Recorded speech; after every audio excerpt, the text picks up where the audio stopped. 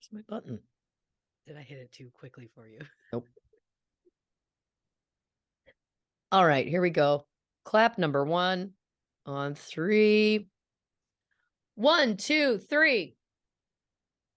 What's up, everybody? Welcome to this episode of True Crime and Cocktails. We're so glad that you're here. As always, I am your host, Lauren Ash, and as always, I am joined by my co-hostess with the mostess, Christy Oxborrow. How you feeling? Oh, I'm unwell. Yeah. Yeah. It's just, I guess it's that time again. I had this a month ago. I'm over it. But this is just trying to get a lot of things done in a small amount of time.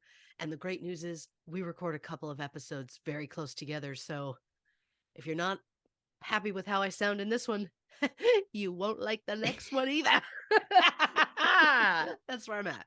I think you sound remarkably good, but I will also say Yeah. this. I also sound remarkably good. I've been sick for going on. I'm on my 3rd week. Yeah. I'm in week 3. Now, granted, Aren't my we a voice is pair? back. There was a couple days it just Yes. went. And that's Yeah. always alarming. Yes. When We did you a record and then the next morning you were like, I have no voice. Thank God we Yep. did that yesterday. Yeah. Yeah, I've had to seek medical help. I needed a prescription from science. And I know that, listen, I know certainly in Canada, no, I think it happens here too. Doctors don't like to give out the antibiotics because there was that craze where everyone was getting antibiotics all the time and then people were Sure. getting resistant to them and everything. I haven't been on antibiotics in years, years and years and Sure. years. And this time he was like, oh God, you need these. Oh boy. Yeah. Yeah. Yeah. Yeah. So It's again, and just then the my test, doctor what's who's that? just, maybe it's just my doctor. Cause if I go and then he's like, you need a pill for that. And I'm just like, Really? wow, okay. He's an older gentleman. I'm one day I know that I'm gonna call there and they're gonna go, oh, he retired. Because I don't go there very often. So I'm anticipating that. Yeah. But I just saw a TikTok actually last night and it was Perry Farrell, of sure. course, from Porno for Pyro's fame, and his girlfriend at the time, and it must have been in the 90s, it looked like, but it was basically like a video footage of them at a, as described in the video, quack doctor. And they were ordering pills and they were like, well, we need 60 of these and we need 80 of these. They were asking for specific dosages. Then they were like, oh, you know what we really liked was that liquid Valium. They were like, Wow. but we're out of syringes. He's like, I'll get you some of those. No problem. You want these? How many of this? Is this enough? And I was like, that's wild. I mean, I don't think a lot of doctors do that anymore, other than maybe the doctor who may or may not have led to Michael Jackson's death. There is that. Yeah. My doctor is not that level. I'll say Yeah. that. It's just he's very quick to, if I'm like, this sore throat, whatever, then he'll be like, we should put you on something. Well, he may also be hedging the bets because you got 3 kids, and chances are Yeah. you've gotten Yeah. something else. Yeah. Oh, it's always possible. I mean, good Lord, that man was there for at least 2 of those kids coming out. He assisted in one of the surgeries. Assisted. Yeah, because he's not a surgeon. So that's that's problematic. That was the moment where I was like, wait, what? Because of course I'm awake the Right. whole time, which is a horror show, Yeah, I might add. I can't. Because they've got the big sheet that's attached to the ceiling with my husband at my head. And I just kept, like, I spent the entire surgery just looking at him and going, don't look past the sheet. Don't look past the sheet. Promise you won't look past the sheet. If you look past the sheet, you'll never touch me sexually again. That was my concern. He's gonna see, like, because they have to, like, take some stuff out, put it to the side, and then rip the baby out of your loins, and then you somehow do it again. Well, I will say it's not necessarily being ripped from your loins. Aren't your loins Sure. your thighs? I think that it's being ripped You're right. just straight from the abdomen. But yes, Yeah. it's troubling, the whole process of them, which, listen, I want to preface this by saying this is not a judgment. Get a C-section. If you want to plan your birth and you want it to be a C-section, God bless. This is not a judgment.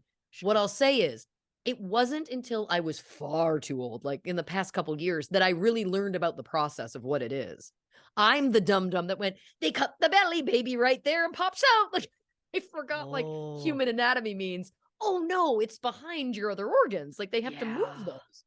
So when I Yeah. say, yeah, it's a horror show, it's not meant that you're a horror show for having No. one or that anyone is. It's more just that it's like it feels impossible.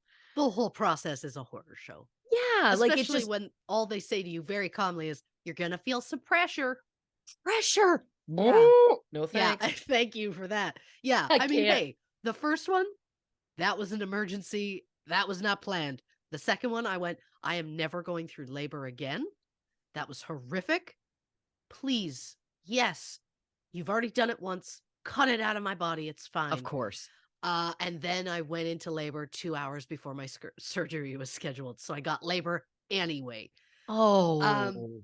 that kid really pushed it. And then the third one, it was the doctor was just like, "We're already here. We've already done this," and I was like, "Yeah, yeah, let's just go for it." And it just was what it was. Yeah. But It's yeah, it was interesting. it was it I was I bad. think it's also interesting that like your doctor was like, "Oh, I wanted to assist in the surgery." Cuz part of what that feels like is I wanted to see your insides. Like and not that I'm saying that all doctors are creeps. Sure. I'm not. I think that Well, this is what is it? Is he a creep? not that I'm aware of, Oh, but if he was, I wouldn't go to him. But he's already inspected me through 2 holes of my body. He had to inspect through the third that they've made for themselves. oh, are you saying he's seen a He's my doctor. Like, he's my Sure. I'm just saying head to 2 other toe. holes. Oh, this I meant my mouth. I've never had a doctor look in my butt. I didn't know you'd had a colonoscopy. I didn't I know. have not. No, so sorry. I meant, like, Uh, usually he looks in my throat because 9 times out of 10, the only reason I go there is because I'm of so sick course. that my husband has just been like, "You've been sick too long. Please, for the love of God, go get medicine." Yeah, Uh, but then also he does my exams. So of course. he's seen South Mouth. What's wrong with me that you say 2 holes and I don't even it takes me like a full 2 minutes to get to mouth. That's What's really wrong with me that I so quickly said South Mouth as though that's what we call it? oh my god, south Ah, mouth. I this mean, is where we're at. I did try desperately in the episode of Superstore where I'm talking about taking a horse bath or whatever. Yes. Again, we use this term. This is not my term. That was also many years ago. I don't know if we use that word or not anymore. I'm just saying, please don't come for me. But I'm talking about that and it was like, I just watched the major stink zones like pits. And then I can't remember what the line is. It's whatever is in the show. But in every take until they forced me not to, kept saying, the major stink zones, pits, butt, front butt. That's amazing. Which I thought was the funniest bit ever, and they were just like, "You can't call it a front butt." And I was like, "But I have one and you don't, man. How dare you?" Yeah. Yeah. Um, You let us name our parts the way we want to. we can do what we want. We can Yes. say what we like. Um, Yes. yeah, yeah, that's the joke is that I was like, I think they said vag, I think was what was in there. But anyway, Sure. all of us to say south mouth it is from now on. From now Oh, on. I am also this is just like making me clue in. Um he the doctor did not assist in the second surgery that I had for the second child. Again, because he's not a surgeon.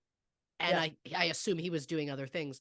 But he did the third time, and I part of me one always was just like, the guy needed a hand, he was the only doctor available, whatever. But now I'm like, I had the same main surgeon for kids 2 and 3. During the second one, the first one that this guy had done, he cut too closely into the womb, and my son came out with a scar on his head. Yeah. So it's the whole thing like everyone's first scar is their belly button or whatever that nonsense is. No, my son has it like up in his hairline. He has a scar on his head. So when everyone was like seeing the baby, they were like, "Why are there band-aids on the baby's head?" And I was like, "Well, the surgeon did cut too far in and Nicked him. Yeah, and thank God it was like up in the head. I can't even think of otherwise. Ugh. And I just want to say to all of our American listeners, in Yeah. Canada, we don't sue. Okay. I Yeah. know that here you sue for everything, Yep. and that's your prerogative. It's your God given right. God bless Yep. yous.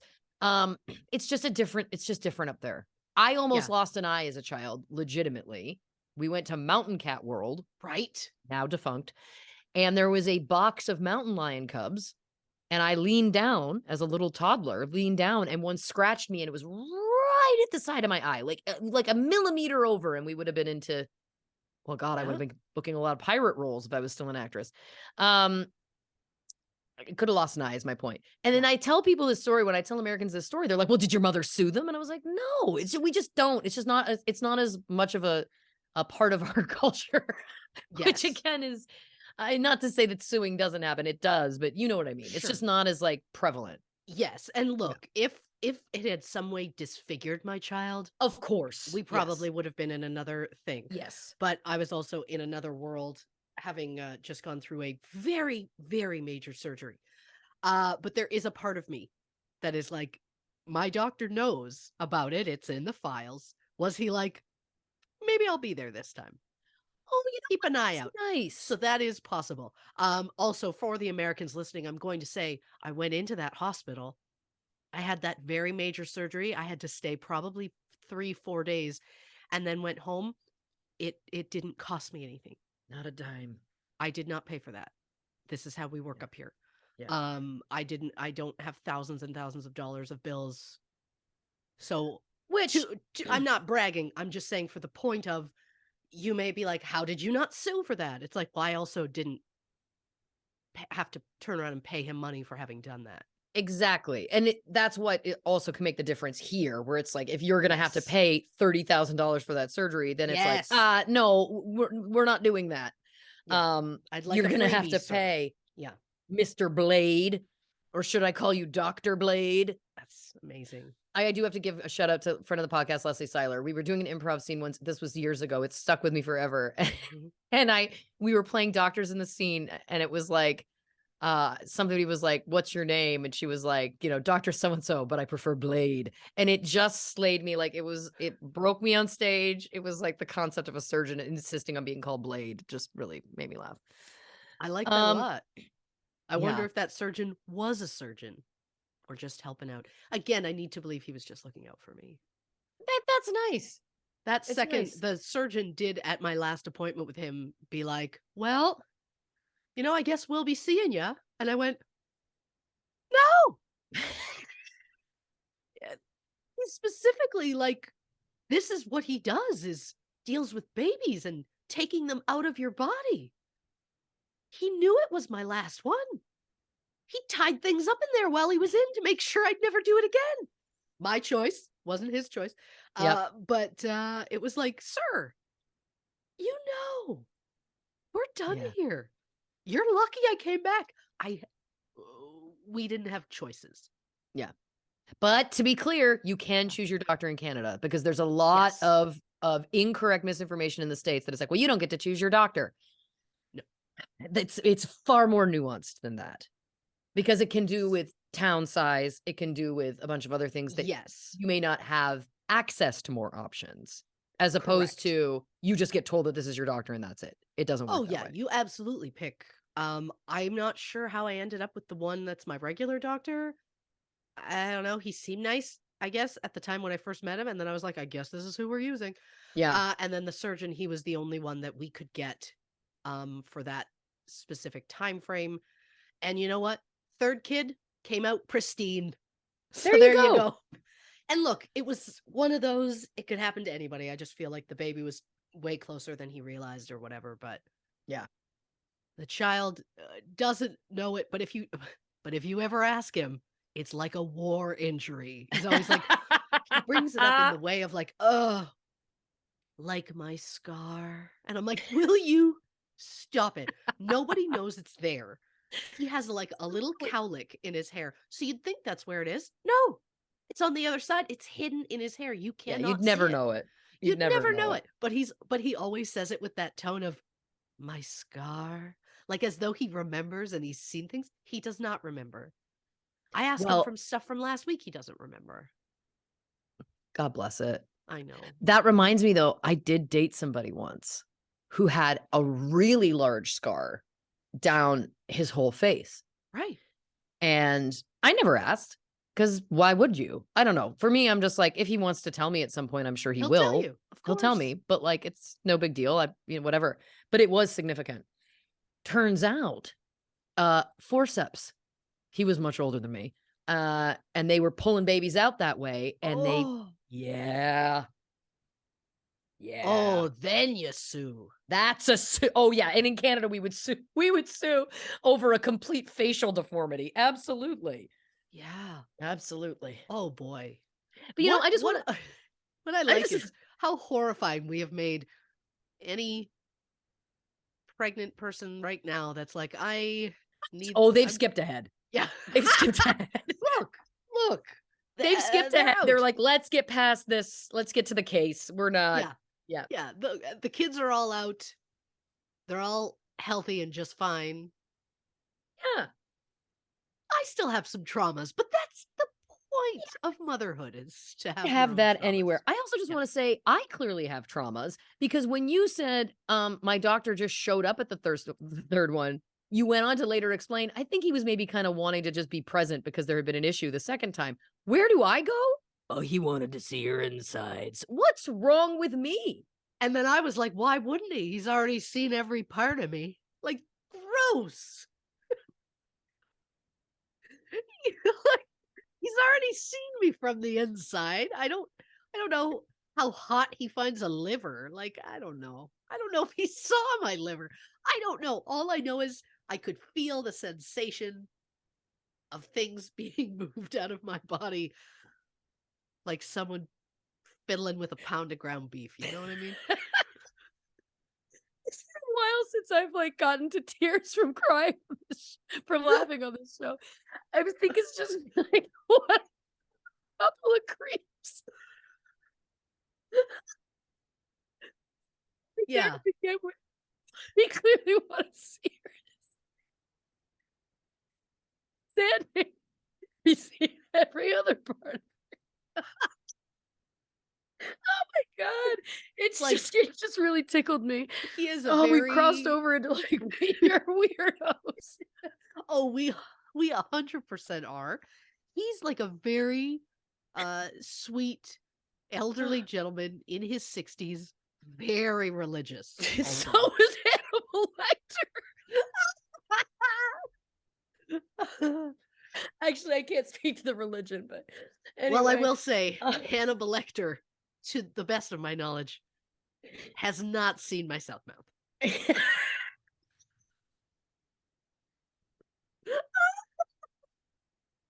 Oh, what a journey. I can't. Oh my god. What a journey. Oh, fuck, that laugh felt great. Oh, like I said, it's been a while since I've laughed to tears on this show, but God, it's welcomed. Oh, I will be this is one of those interchanges though that I will replay for the rest of the day, probably the week. And I'll be alone. I'll be alone in my home, no one around, and then you'll just hear me go. Like it'll make me laugh just thinking about it. You know what I mean? Yeah. Really wants to see your insides. He's seen every other part.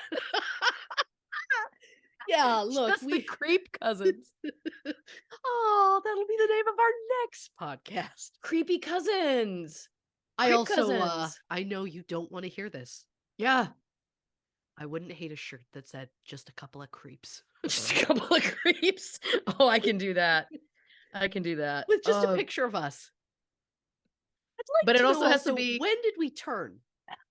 When did we go from, today, like, apparently. very sweet children to just a couple of creeps? Just a couple of creeps.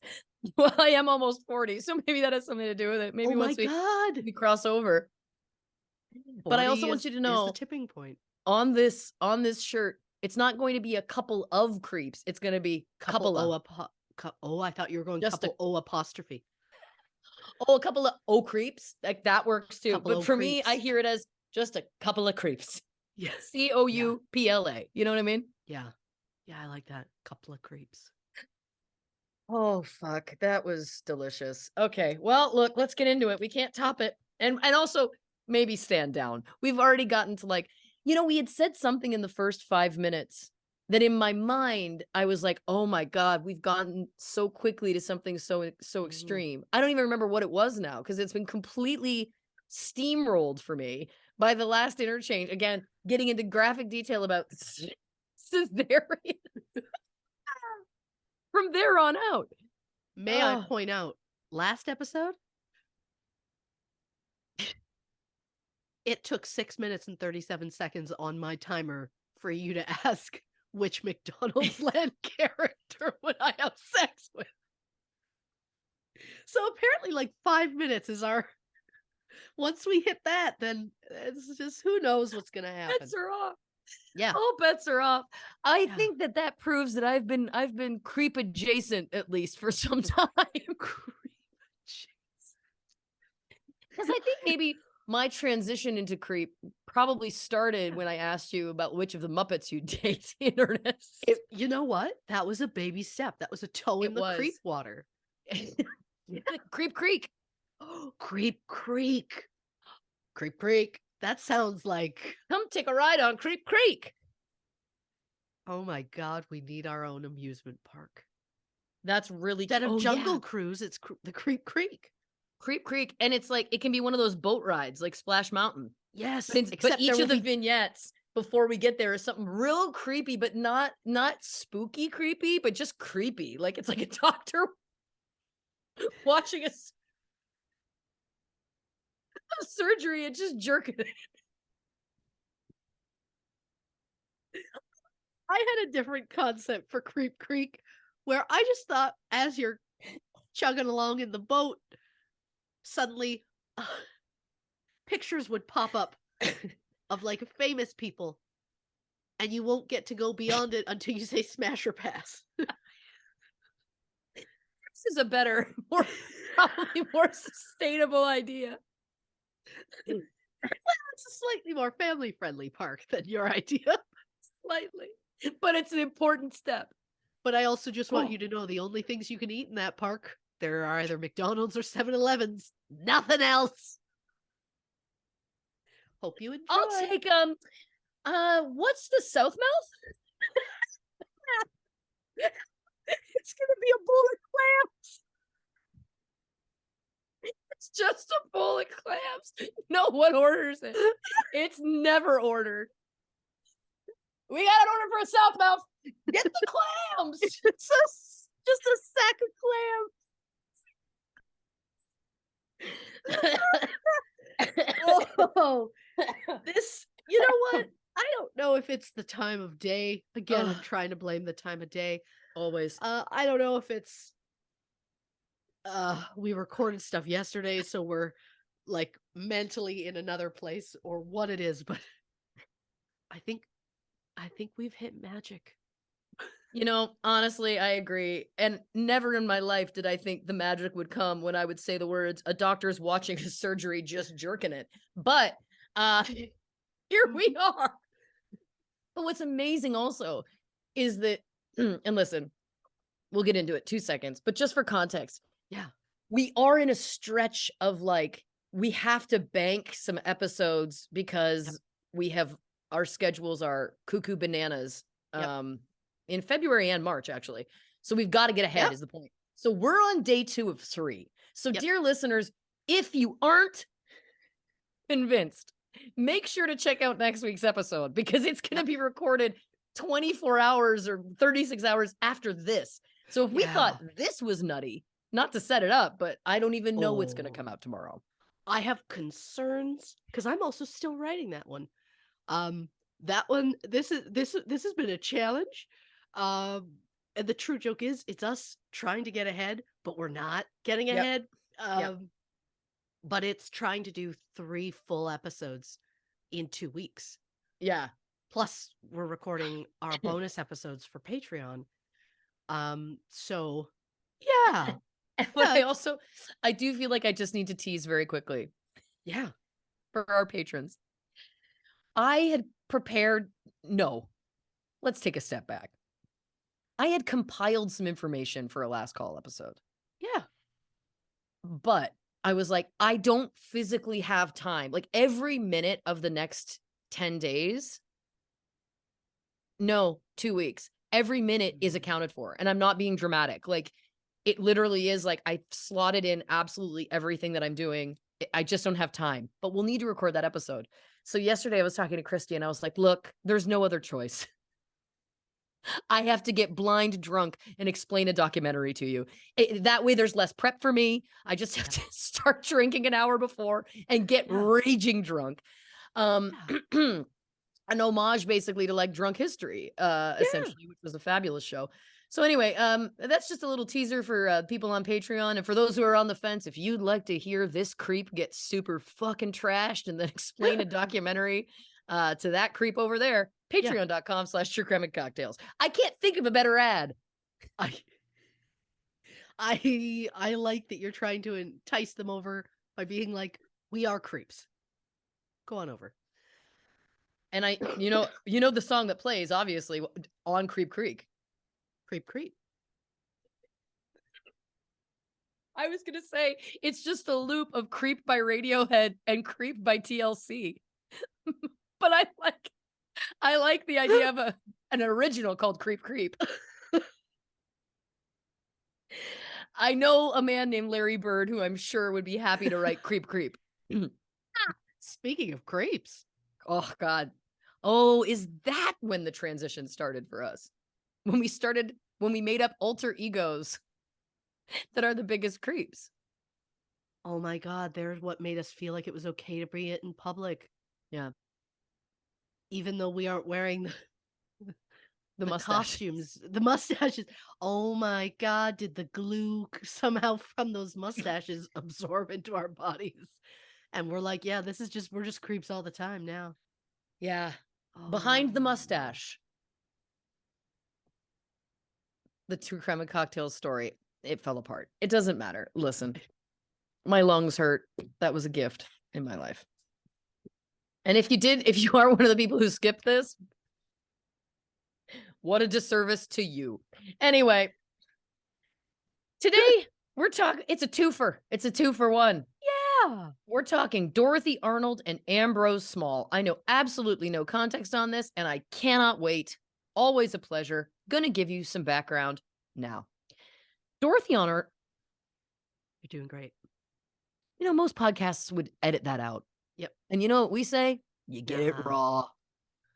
Oh, we can't go back. We just got out of Creep Creek. We can't go back. Okay, I'm taking the South mouth, but could I also just get, what is the baby I like it raw? It's just a sack of raw wieners. This food court is really bad. Oh my God, the idea that they could say, and how would you like that? And then you have to say raw, but they're like, I'm so sorry. You have to, it's like at Starbucks, you have to say venti. Yeah. But like, no, you can't say raw. You have to go, baby, I like it raw. Again, it's not a sustainable business model, but I think we get a bit of a crowd, at least once. I am very concerned about the crowd we are going to get. Oh, what I love though is, our listeners, the secret creeps. They're gonna get behind this. I feel it. I feel 100%. it. They have to. Oh, what a gift. All right. Take 2. Dorothy Arnold was a 25-year-old heiress who lived in New York. Ambrose Small was a 53-year-old theater owner living in Toronto, Ontario, Canada. So what did Dorothy and Ambrose have in common? They both went missing over a century ago, and their cases have remained unsolved. Buckle up, dear listeners, as Christy takes us back in time to investigate not 1, but 2 missing persons cases. Dorothy went shopping for a party dress and never returned home. And Ambrose went missing just 24 hours after making the biggest deal of his career. So what happened to Dorothy Arnold and Ambrose Small? Why did their families wait weeks before getting the police involved? And how does someone just vanish without a trace? Christy Oxborrow investigates. You're damn right she does. Fucking creep. Creep, creep. Yeah. Oh, this went off the rails in such a beautiful way. Yep. And I thought yesterday we'd gone off the rails, but it's Never always think that amazing that yeah. we go so much further than I always think we possibly can. And that's should be problem for us, but I just find it so inspirational. I was going to say charming. I We agree. can go so much further than we ever realized. Yep. Never think that you've reached the limit. Never think you've reached a Yep. ceiling. Because we're smashing through them. Smash those creep ceilings. We're like little Mario and Luigi, like do do do do do. Thank you. Thank you for that. And the sound effects. I liked it all. I also love when I give the disclaimer. It always feels like such a mood shift Yeah. from where we were. Same goes. Well, let's get it. Listen, here we go. Yeah, we're getting there. So, We're ready. disclaimer. This episode will contain mentions of suicide and abortion, so trigger warning for those who need it. Francis Rose Arnold was born July 22nd, 1837. His family was wealthy and well-connected, and apparently descendants of William Brewster, who immigrated to Canada on the Mayflower in 1620. William became the religious leader of the Plymouth colony, which was the first permanent English colony in New England and the second permanent English colony in North America. The first being the Jamestown colony, which was established in 1607 in Virginia. Francis graduated from Harvard with a PhD in 1856 and became a partner in the import business under F.R. Arnold and Company. Their main product was perfume and cologne. Fun fact, Francis had 5 siblings, the youngest of which was Harriet Maria Arnold. In 1867, Harriet married Rufus W. Peckham, who served as an associate justice of on the U.S. Supreme Court from 1895 until his death in 1909. Wow. On October 17th, 1882, 45-year-old Francis married 25-year-old Mary Martha Parks Samuels, who was born in Montreal, Quebec, Canada, in 1857. Not relevant to the story, but damn, did it frustrate me. Side note. Please. Any regular listener of the show knows that I hate inconsistency, especially when it comes to dates and timeframes. This one damn near broke my brain, but I didn't have time to focus as much as I would have, and it would have been wasted time. Anyhow, everything I could find about Francis Rose Arnold said he married a woman named Mary Martha Parks Samuels, October 17th, 1882. And everything I could find about Mary, including her gravestone, lists her birth as 1857. But I found a census that was taken in April 1910. Mary's age at the time was listed as 45. For all you math fans out there, you're probably quick to have noticed if Mary was born in 1857, she would have been 53, not 45. So then I thought, did they lie about Mary's age years earlier when they were getting married? If Mary was 45 in 1910, that would mean she was born at around 1865, making her 17 at the time of their wedding. I remind you that Francis was 45 at the time. I assume that sort of thing happened a lot back in the day, and if that was the only discrepancy, I would have let it go. However, according to that census, Mary immigrated to the U.S. from Canada in 1900. But if that's true, then how did Mary and Francis get married 8 years before she immigrated to the U.S.? Especially when they had 4 children by 1900, and all of those children were born in America. Interesting. And if that isn't confusing enough, we know Francis and Mary got married in 1882, but in 1910, they said they'd only both been married for 5 years. So then I thought, was the Mary on the census a second wife who also happened to be named Mary? Well, the second wife had the same middle initials, so that seems unlikely. Like she was listed as Mary MP. Yeah. So I'm like, that doesn't seem likely. And then my paranoid true crime brain starts thinking, what if Mary died? And Francis replaced her with a woman he paid to pretend to be Mary, and they got caught in their own web of lies in the census. The only way this would be true would be if the real Mary died under mysterious circumstances or she was outright murdered. Do I have any proof of this? I don't. But the census could have just been wrong. It just feels like a puzzle, and the pieces just don't really fit together. None of it makes sense, but I had to let it go or I was not getting this episode finished. So, my point is, what the fuck was that about? I don't know. And also, there is no mention of a second wife anywhere. Interesting. So, it's just none of the numbers are right. So I just don't understand what's happening there. But also the fact that Francis's daughter later goes missing and never seen again. It's like, was there an original Mary? We don't know. Interesting. Anyhow. Now, as mentioned moments ago, Francis and Mary had 4 children, including John Wells in December 1883, Daniel Hinckley in February 1888, Marjorie Brewster in August 1891, and the 4th child, who was the second to be born, was Dorothy Harriet Camille Arnold, born July 1st, 1885, in Manhattan, New York. She attended the Velton School for Girls, and in 1905, Dorothy graduated from Bryn Mawr College in Pennsylvania with a major in literature. After graduation, Dorothy moved back in with her parents in New York and told them she wanted to become a writer. In early October 2010, Dorothy asked permission to move to an apartment in Greenwich Village, believing that would be the best environment for an aspiring writer.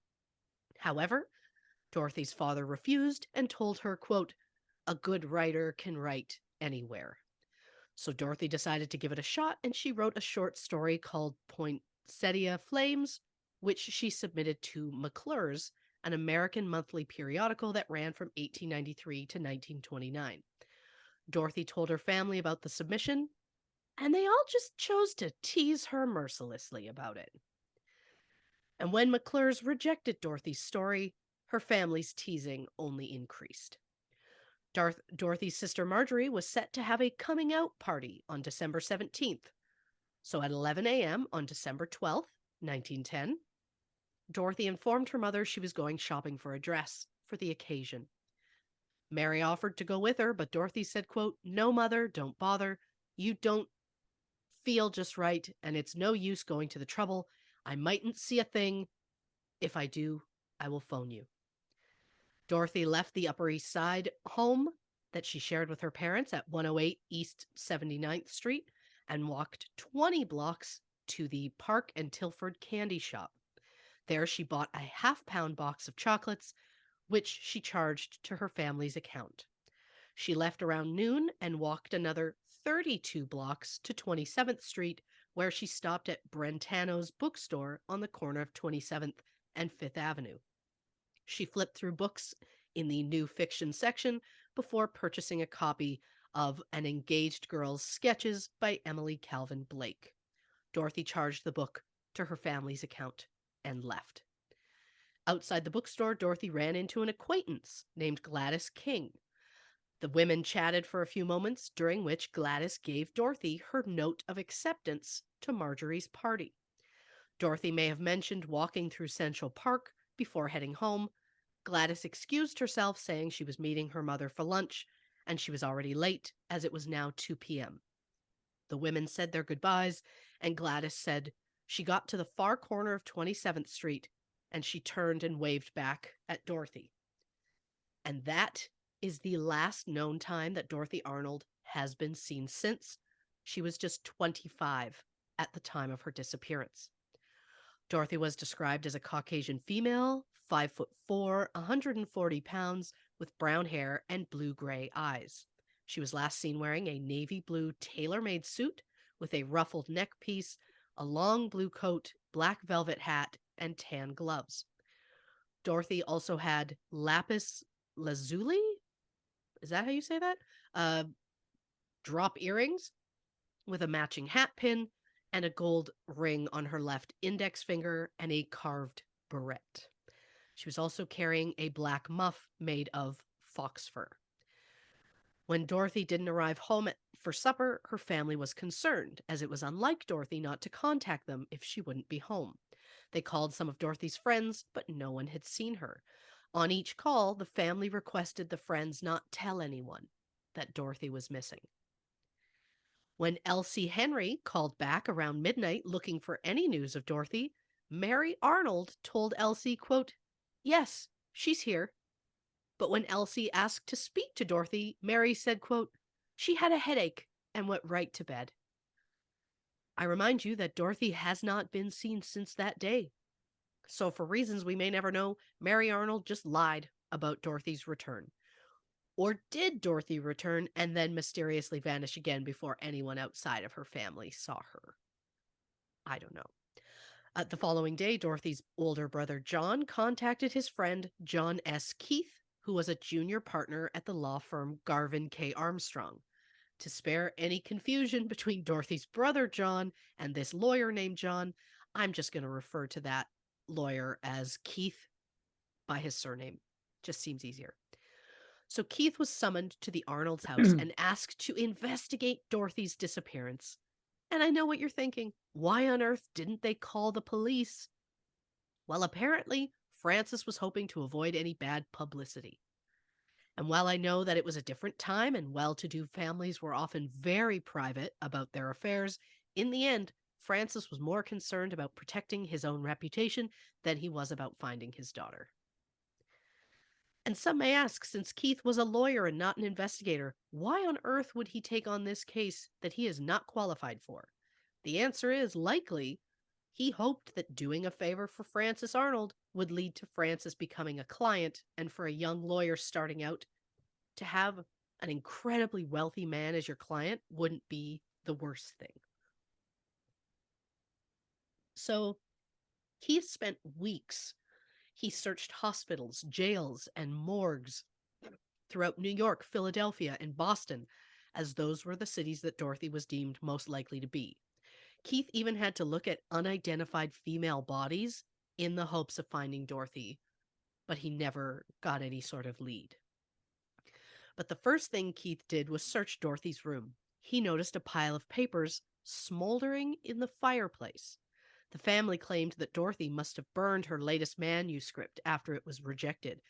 And while I'm not exactly a wilderness expert, I can't help but wonder if Dorothy supposedly set those papers on fire and then left the house around 11 a.m. Would that fire be smoldering 24 hours later? Not if somebody just left it to burn.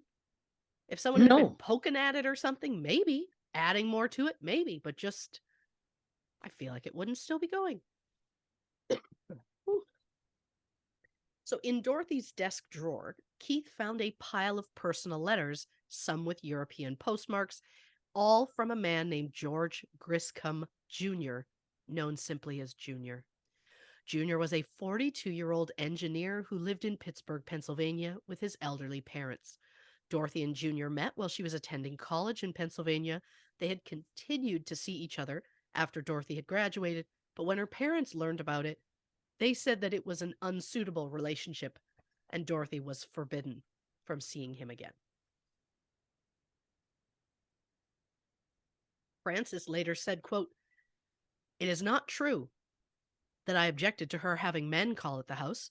I would have been glad to see her associate with more young men than she did, especially some young men of brains and position, one whose profession or business would keep him occupied. I don't approve of young men who have nothing to do." While vacationing with her family at their summer home in York Harbor, Maine, in mid-September 2010, Dorothy asked her parents if she could go visit her former college classmate, Theodora Bates, in Cambridge. They agreed, and on September 16th, Dorothy left. However, she didn't go to Cambridge. She went to Boston, where she met up with Junior, who had arrived the day before and registered at the Hotel Essex.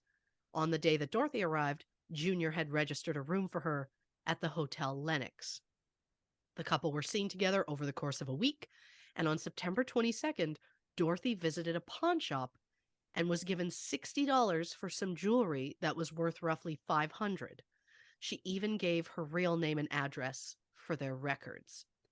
2 days later, Dorothy went back to York Harbor, and Junior returned home to prepare for a trip to Europe with his parents.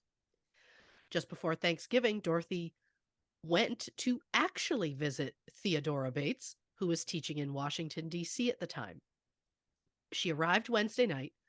The next day, a large envelope was delivered to the house for her, which was odd, as there's no mail delivery on Thanksgiving.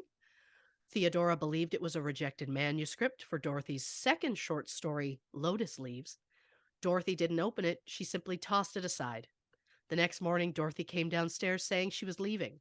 Theodora was surprised as she was expecting her guest to stay until Monday. But when Dorothy arrived at home, even her family was surprised she was back, but she told everyone she always intended to return home on Friday. Is it possible something in that envelope made her say, I gotta get out of here? Maybe. We don't know, because we don't know what was inside it. But after the weekend, Dorothy went to the post office where she picked up several letters with European postmarks, which were likely the letters from Junior that Keith had found in Dorothy's desk. Dorothy wrote Junior a letter, which he gave to her parents after her disappearance, that read, quote, "Well, it has come back. McClure's has turned me down. All I can see ahead is a long road with no turning. Mother will always think an accident has happened."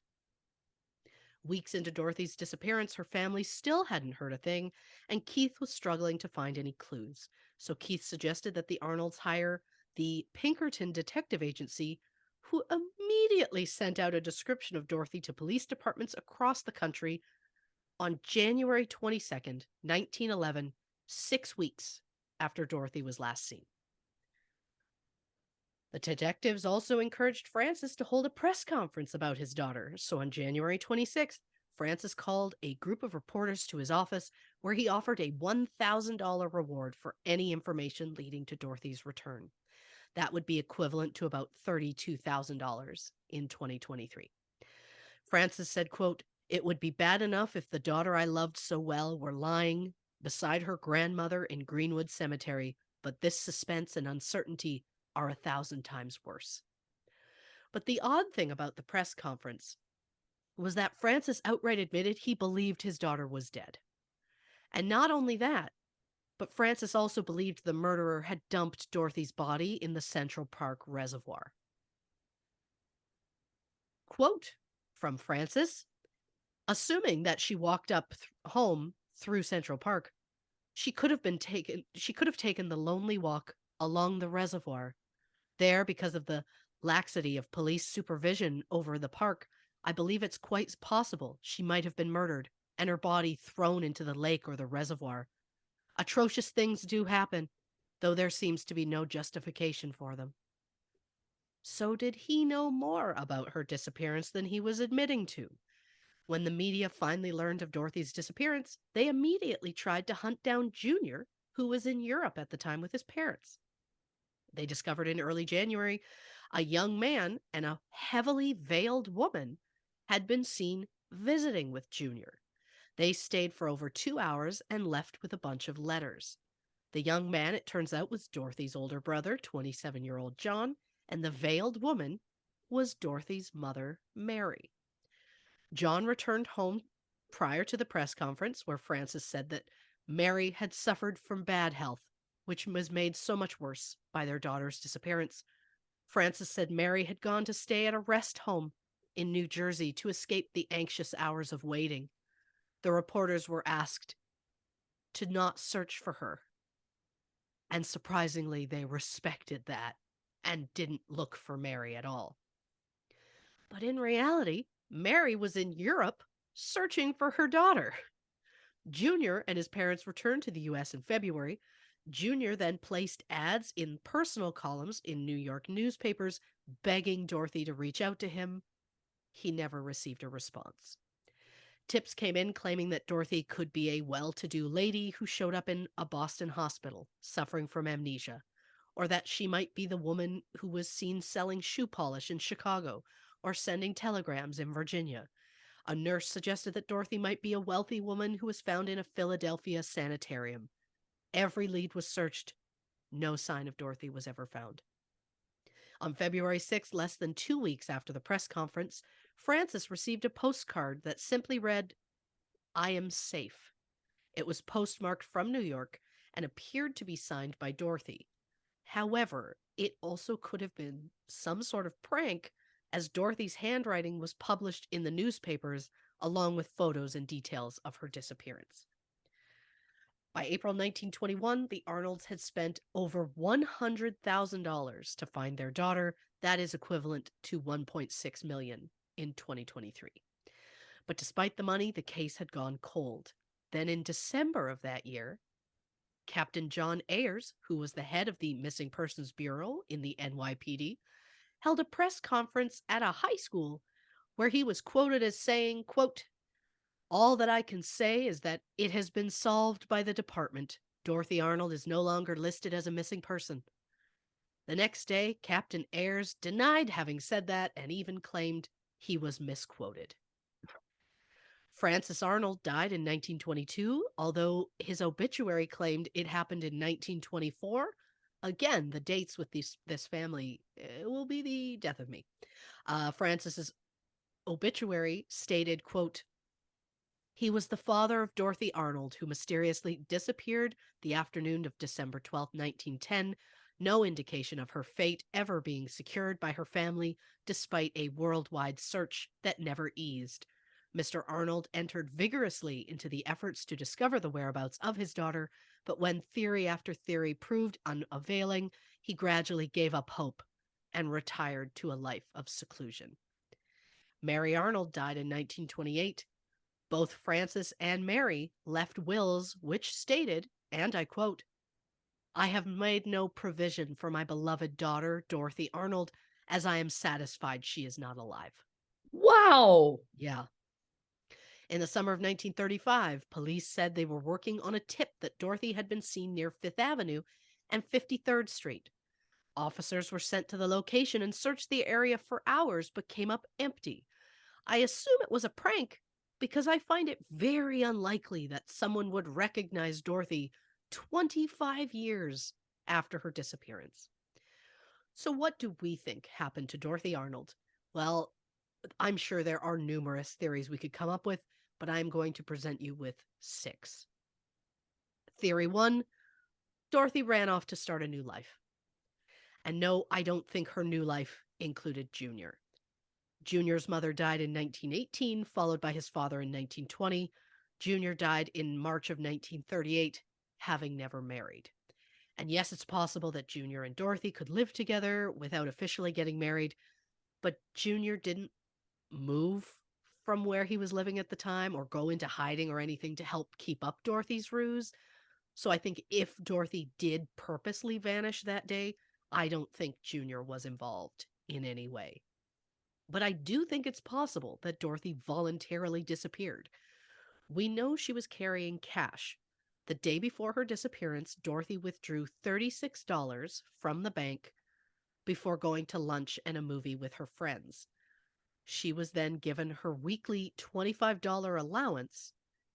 I don't know how much she spent at the lunch, but it's possible Dorothy had at least $50 cash, which is equivalent to over $1,500 in 2023.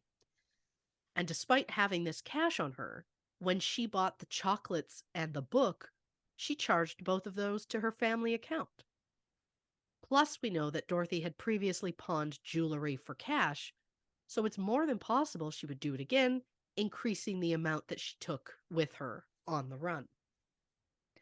Also, buying chocolate and a new book is absolutely something I do before I travel. So is it possible buying a dress was just a ruse and Dorothy was really just preparing to take a long trip?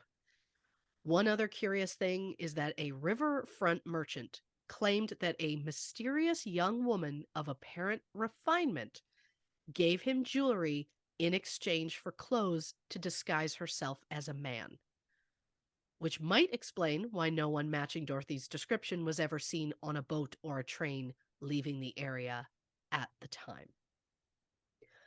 Theory number 2 is that Dorothy left her home that day with the intention of taking her own life. Those close to Dorothy say that she had been depressed since her first manuscript was rejected, and some have claimed that Dorothy was distraught over the fact that Junior refused to marry her. I have also heard rumors that they were engaged secretly, but I couldn't confirm that either. But also, why wouldn't Junior have wanted to marry her? It doesn't make sense to me. Some have suggested she got the idea from Junior's cousin Andrew Griscom. In March 1905, Andrew allegedly fell in love with Elsie Hansom, an English governess who'd been working in his home. Andrew's parents didn't approve of the relationship, and Andrew was distraught about it. 2 weeks after Elsie left the position, Andrew got on a ship traveling from London to New York, and he jumped overboard. The crew were unable to find his body. So did Dorothy do something similar? Well, no passengers matching her description were reported missing from any ocean liners at the time of her disappearance. And while I know that Dorothy was disappointed about the magazine rejection and possibly that her parents disapproved of her relationship with Junior, but I just don't buy the suicide theory. I just don't believe that Dorothy would make stops to get chocolate and a book if she was just keeping up appearances. Anything is possible. The book especially. Right? Anything Yeah. is possible, but I just don't buy it. Theory number 3, some suggested it was icy outside that fateful day. Maybe Dorothy slipped and hit her head, causing amnesia. But no hospital in the city reported a woman with a concussion or any sign of amnesia that day that Dorothy went missing. We've talked on past episodes about people who got into an accident and are found years later living a completely new life with no memory of the old one. So I can't say it's impossible. I just think if Dorothy had fallen and gotten hurt, most likely someone would have witnessed it or at least come across her at some point. Yeah. Theory number 4. Now, I want to say right away, right out the gate, there was absolutely no proof that Dorothy was ever pregnant. But there was a rumor that Dorothy died during a secret abortion. Around this time, there was a place in Pittsburgh known as The House. It was the home of a doctor called C.C. Meredith who used his house as an underground women's clinic. In April 1914, the house was raided by police. Dr. Meredith, a second doctor, a nurse, and a man named H.E. Lutz were all arrested. Lutz told the district attorney that Dr. Meredith mentioned that Dorothy Arnold had been a patient of his, and Lutz kind of inferred that Dorothy had died from surgical complications and had been cremated in the basement. Lutz later testified that he witnessed another woman die under Dr. Meredith's care before the woman was cremated in the basement. During the police raid, they found 2 oversized furnaces in the basement of the house. So is it possible? In the grand scheme of anything being possible, sure. We don't know how physical Dorothy's relationship with Junior was. When they secretly met up in Boston, they had separate hotel rooms. That doesn't necessarily mean anything. If Dorothy did get pregnant, did Junior even know about it? I assume if he did, Dorothy potentially went to the clinic in Junior's hometown. I also assume there would be a similar clinic in New York, which would have saved her any travel time. But again, there is no proof that Dorothy was ever pregnant, so we can't say for sure. Theory number 5, Dorothy was kidnapped. We know from doing this show that abductions happen more than we realize, and I'm sure that the lack of security cameras made abductions easier in 1910 than in present day. But the thing that makes me debate the likeliness of this is the fact that Dorothy came from a very wealthy family. So if she was abducted, why didn't her abductors contact the family asking for a ransom? And yes, it's possible someone grabbed her off the street randomly without the knowledge of who Dorothy was. But it would make sense for Dorothy to tell her abductors who she is, to entice them to ask her family for money so that she would have a better chance at living. And if someone grabbed her just to take the money that she had on her, then why hasn't any trace of her been found? I can't say 100% sure she wasn't kidnapped. I'm just saying that I personally don't know if I believe that as an option. My final theory, number 6, is that Dorothy was murdered. While Dorothy's mother and older brother traveled across the world searching for Dorothy, her father Francis was so quick to assume that she had been murdered.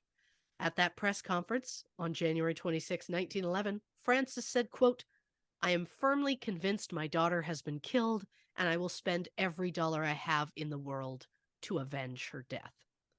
Francis even admitted he believed that Dorothy's body had been thrown into the Central Park Reservoir. However, when Dorothy went missing, it was 21 degrees Fahrenheit, or minus 6 degrees Celsius, and the reservoir was frozen over. And then when it thawed, it was checked, and there was still no body. In April 1916, an inmate from Rhode Island State Prison claimed that he was involved in Dorothy Arnold's murder. Various sources mentioned this inmate, but each had a different first name, so we're just going to go by the surname, which was always the same, and call him Glenn Norris. While serving a 2-year sentence for attempted extortion of a clergyman, Glenn Norris claimed he suddenly found God and wanted to come clean. Glenn Norris claims that in December 1910, he met a man named Benoit at a bar who asked him to help move a woman. So Glenn Norris, Benoit, and a man named Little Louie moved an unconscious woman from a house in New Rochelle to an old colonial house on the bank of the Hudson River in West Point. The day after the woman was moved, Glenn Norris was told the woman had died, and he was asked to return to the West Point house to help bury her.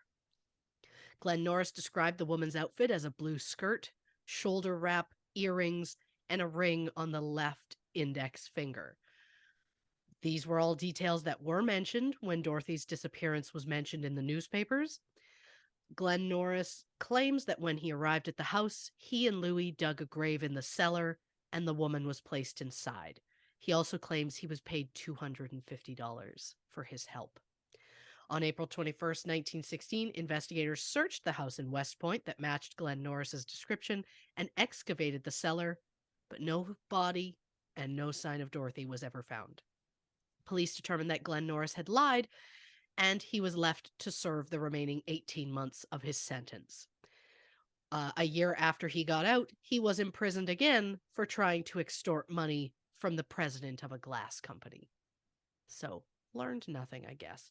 Yeah. So was Dorothy murdered and buried in a basement? We don't know for sure. If she was murdered, then who is the suspect? Since Junior was in Europe at the time, we know it wasn't him. He also didn't seem to have any motive for wanting Dorothy dead. So was it a random stranger, or was Dorothy specifically targeted?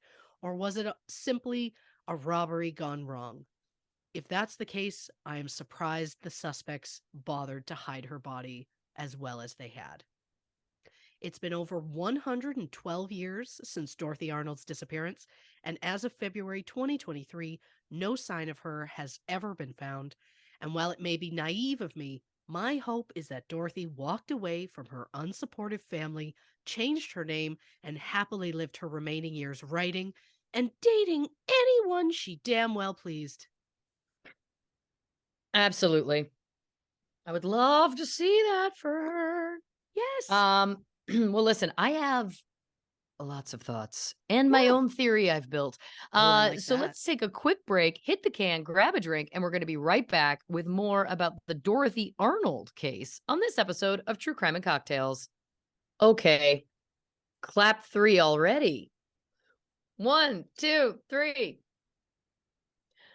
Welcome back to True Crime and Cocktails. We are, of course, discussing Dorothy Arnold and Ambrose Small, but for now, we're discussing the Dorothy Arnold case.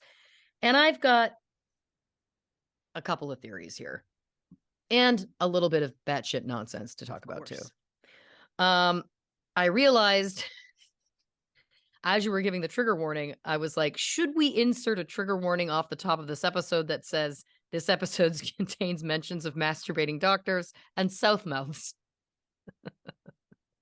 Oh, I think Southmouth is just going to be a fun surprise. Oh, yeah, that's going to be nice. It's gonna A be nice. delight that they're going to come across. It's going to take everything I have not to use it as a promo. I think you should. Wow. Because we pass it, you know? Yeah. Just dangle that, and then that milkshake will bring all the boys to the yard. Well, at a certain age, all of our Southmouths are dangling.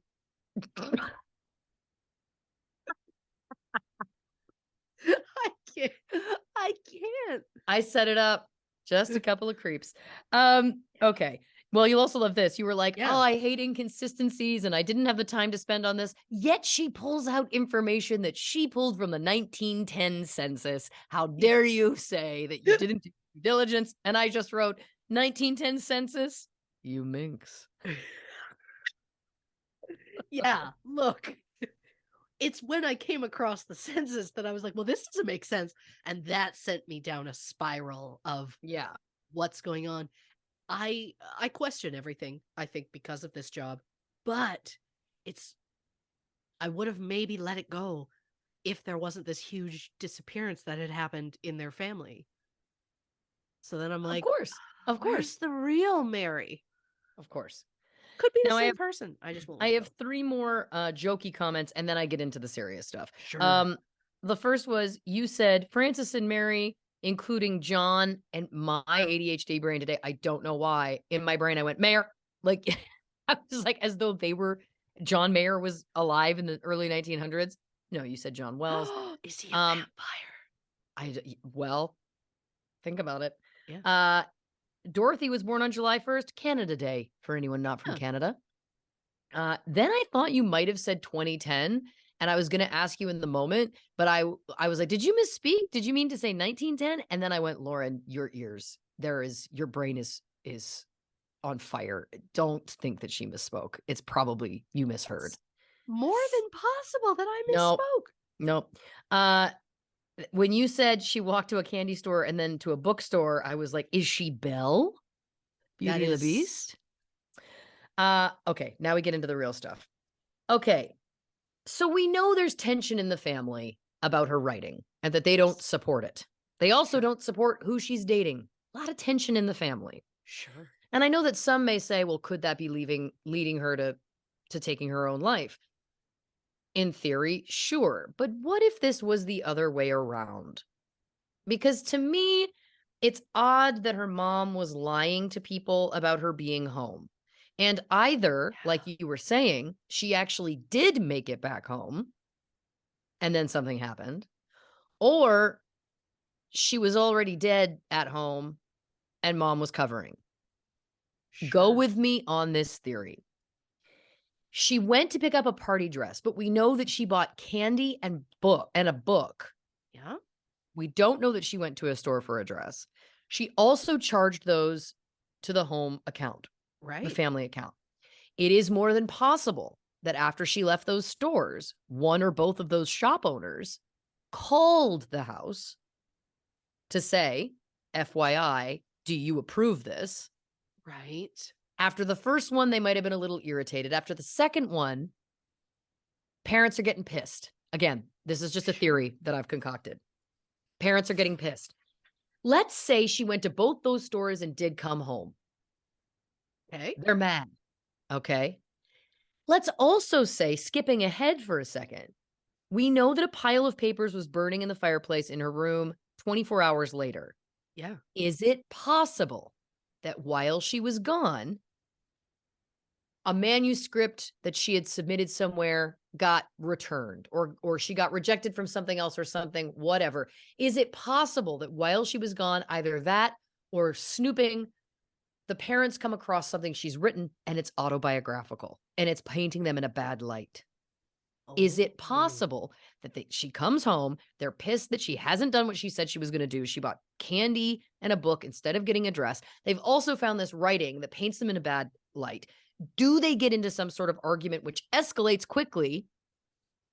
And then as they're covering for it, they burn whatever this is that she wrote that was actually painting them in a bad light or telling a true tale about, right? Could it Sure. have also have been a letter from Junior in which he was reflecting back something that she had said about her strained home life? Sure. Um, because it's also interesting to me that then they spent around what would be the equivalent now of $1 million on searching for her. Is it Yeah. possible that that was all to hide in plain sight and that they reached a dollar amount that would have been her inheritance potentially? And then they were like, all right, that's enough.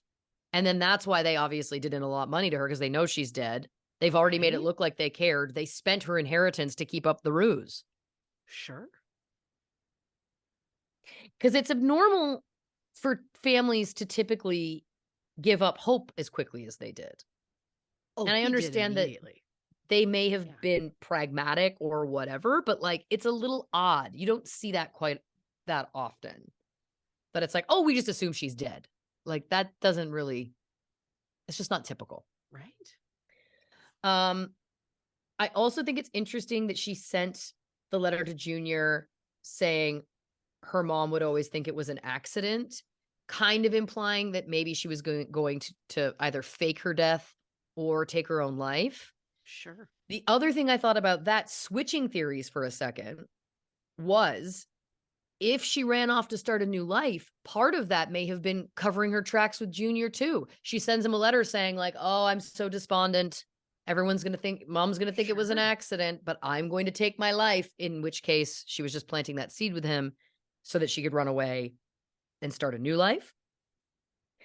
Um and then later when the doctor claimed that she had died and then was cremated in the basement, they said, "Is it possible that she went to them and said, 'I'm gonna pay you money to tell this story if anybody asks, and make it look like it was an accident,'" Ooh, because that does come back to what she said to Junior in the letter about mother will think it was an accident, that's a great point. right?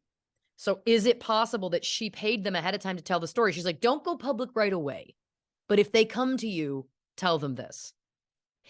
And not that I'm suggesting in any way that abortion is anything to be ashamed of at all. But certainly during this time period, it Oh, was yeah. definitely could have been something that would bring shame, quote unquote, to the family. Sure. The family also sounded like they were really hard, like they were very judgmental of Yeah. her in general. So is it possible that that was her final FU? Was that it was like, I'm going to make it look like I died getting an abortion so that, Sure. you know what I mean? So you'll have to live with that Yeah. as revenge. Oh, I could see Kidnapping, that. I'm like, I don't know. I don't know. It's like, what are the motives for kidnapping? Murder, money, Yeah. or trafficking, human trafficking. Sure. That's it. Now, I'm not suggesting that human trafficking didn't exist then. It's always existed. So is that a possibility? Sure. But it does feel like because she was so moneyed, she dressed so nicely. Again, if she was kidnapped, I agree with you that even if their intention had been trafficking, I think they would have been like, "Oh, this is a moneymaker. No, we're gonna pivot." Yes. Um, the only way that that changes is if they were just kidnapping to kill. But again, I just don't know. I feel like they would have found a body. Oh, I agree. So long story short, too late. That's my 2 cents. I feel like either my theories, speculating, are she was killed by one or both of her parents that day and they covered it up, or she faked her own death quite successfully using the money that she had that we know that she had on her person Right. and all of the above. Oh, I think it's more than possible because It's it's, possible that she got the disguise to look like a man, took a train yeah. to where to the house, which was the name of the place where the abortions were done, Yeah. and made that deal. Oh, it's absolutely possible. It's so weird for her mother to say she's home. And then all of a sudden we're searching everywhere for her. So then I'm just like, did she come home late? And they panicked and she walked in late because she just didn't care about their rules anymore. She was 25. She was over it. And Yeah. it was like, you know what? I'm going to go live my life. I'm going to move to Greenwich Village, whatever. And they were like, well, you can't do that. Something happens, fall down the stairs or whatever. And they just continue with the ruse of, oh, she's missing. Yeah. They also have more than enough money that they could pay off police. Oh, yeah. There's not the same kind of internal affairs investigations then that I'm assuming that would happen now. To your Sure. point, there's no security camera footage, there's no CCTV to rely on. Like, Yeah. I think it was easier at that time either to personally disappear or to get away with murder. Oh, 100%. Yeah. Especially when the fact that the father, or I guess when she first went, before she'd even gone missing, when she was leaving the house that day, she said to her mother, "You're unwell. I'm going to go by myself," which is also very, I don't want you to go because I plan on not coming back. Right. But then all of a sudden, at the press conference, it's like, oh, yeah, my wife is unwell. But she was traveling in Europe searching for her daughter. And it's like, so what illness did everybody think she had? Yeah. And did she? I get Great that he question. said she was unwell and in a home and whatever to make people stop snooping about it. I just can't believe the reporters listened. I know. And we're like, yeah, that's right. We should probably leave them alone.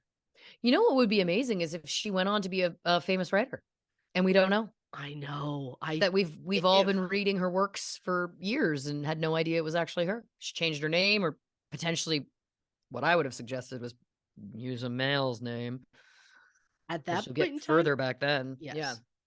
Oh, yeah. I've wondered. I meant to, but I didn't have the time. Look up authors that, came out in like the 1910s, just out of curiosity. Yeah. And do we know what all of them looked like? Because, I mean, my God. Yeah. But anyway, fascinating. I can't Yeah. wait to switch over now to the case of Ambrose Small. I know it's weird to do 2 in 1, especially when they aren't connected, but just means even more true crime I like it. in the world. So this next case takes place in Canada. So to avoid any confusion, when I mention London, I am referring to London, Ontario, Canada, not London, England. Just to be clear. Yes. Instead of having to always say Canada or always say England, just I'm speaking Canada. So Daniel Small and Ellen Brazil got married in 1865. Daniel ran Small's Hotel in Bradford, Ontario. Daniel was 23 at the time, and Ellen was 21. The couple had 3 children: Ambrose Joseph Small on January 11th, 1866, followed by Florence in 1877 and Gertrude in 1883. A few years after Ambrose was born, they moved to Bolton, where Daniel ran another hotel, and then in 1874, the family moved to Toronto, where Daniel leased the National Hotel and a tavern at the corner of Queen and Bathurst Streets. Ah! Ambrose attended De La Salle College, a Catholic all-boys academy, where he was second in his class in English grammar and natural philosophy. In 1880, Daniel opened the Grand Hotel, which was located next door to the Grand Opera House on Adelaide Street. Fun fact, the Grand Opera House was built in 1874, the same year that the Small family moved to Toronto. And while that may not seem like a fun fact now, the fact that Ambrose Small would later become synonymous with the Grand Opera House makes it a fun fact for the wacky bitch who researched this. And I just want you to know, in my notes, I literally wrote wacky woman. But my energy today made me swap that out on the fly. So Hell yeah. that's where we're at. That's where we're at. Southmount. I can't. I don't know what that was. So the Grand Opera House burnt down in 1879, killing the carpenter and his family who lived in the apartment above. The theater was rebuilt in just 51 working days, with wider staircases and staff apartments that each had fire escapes. The play that was being shown at the time of the fire was Macbeth, which Oh has been shit. said to be cursed. Allegedly, some witches were against Shakespeare using real incantations in the play, so they put a curse on it to this You day. don't say it in a theater to this day. Yeah. Ambrose displayed a strong work ethic from an early age. As a boy, he started selling newspapers from his parents' storefront, and in 1884, he got a job as an usher and bartender at the Grand Opera House. While there, Ambrose also created a matchmaking pamphlet, which has something to do with horse racing. And apparently, this pamphlet was so good it impressed the Grand's manager, Oliver Barton Shepherd, who offered Ambrose the job of assistant treasurer. Just days after Christmas in 1887, Ambrose's mother, Ellen, died from kidney disease at just 43 years old. Ambrose was 21 at the time, his sisters were 10 and 4. Ambrose handled the loss by throwing himself into work and was soon promoted to treasurer. And in 1889, Ambrose and his boss Shepherd got into what author Katie Dobbs described as a, quote, violent quarrel, and Ambrose was fired. I don't know what the issue was, but it was bad enough that Ambrose swore vengeance against Shepherd, which also just feels incredibly traumatic to me, but I love it. Ambrose was quickly hired by the Toronto Opera House, which was more of a vaudeville and melodrama theater, where Ambrose was soon promoted to manager. In 1891, Ambrose's father, Daniel, got remarried to a woman named Josephine Corman, the daughter of a beer magnate, Ignatius Corman. Not only did Ignatius own Corman Brewery, he also owned interests in the Grand Hotel, which was owned by Daniel Small. I just assume that was how Daniel and Josephine met, as Daniel's tavern and his hotel both sold beer made from the Corman Brewery. Josephine was 28 at the time of the wedding. Her new husband was 56. But the thing I find crazy is that Josephine was almost the same age as her new stepson, Ambrose, who was 25 at the time. The small daughters were 14 and 8. Shortly after the wedding, Ignatius died unexpectedly, leaving the brewery to his wife, Mary Eva, and their 11 children. Josephine was the second oldest and the firstborn daughter. Josephine soon became pregnant and gave birth to Percy in 1892 and Madeline in 1894. Daniel sold the Grand Hotel and opened a liquor store a few blocks north. Ambrose was said to be a reckless gambler at the track, but by 1892, he owned the mortgages on both the Toronto Opera House and the Regent Theatre.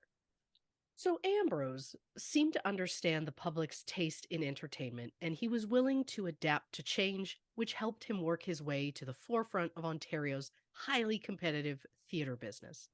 In 1902, Ambrose bought small theatres in Hamilton, Kingston, St. Thomas, and Peterborough, as well as leased some others. Ambrose was known for his skills in business, but he was also known for his energy and magnetic personality that seemed to attract oodles of women, if I may use the term oodles. You may.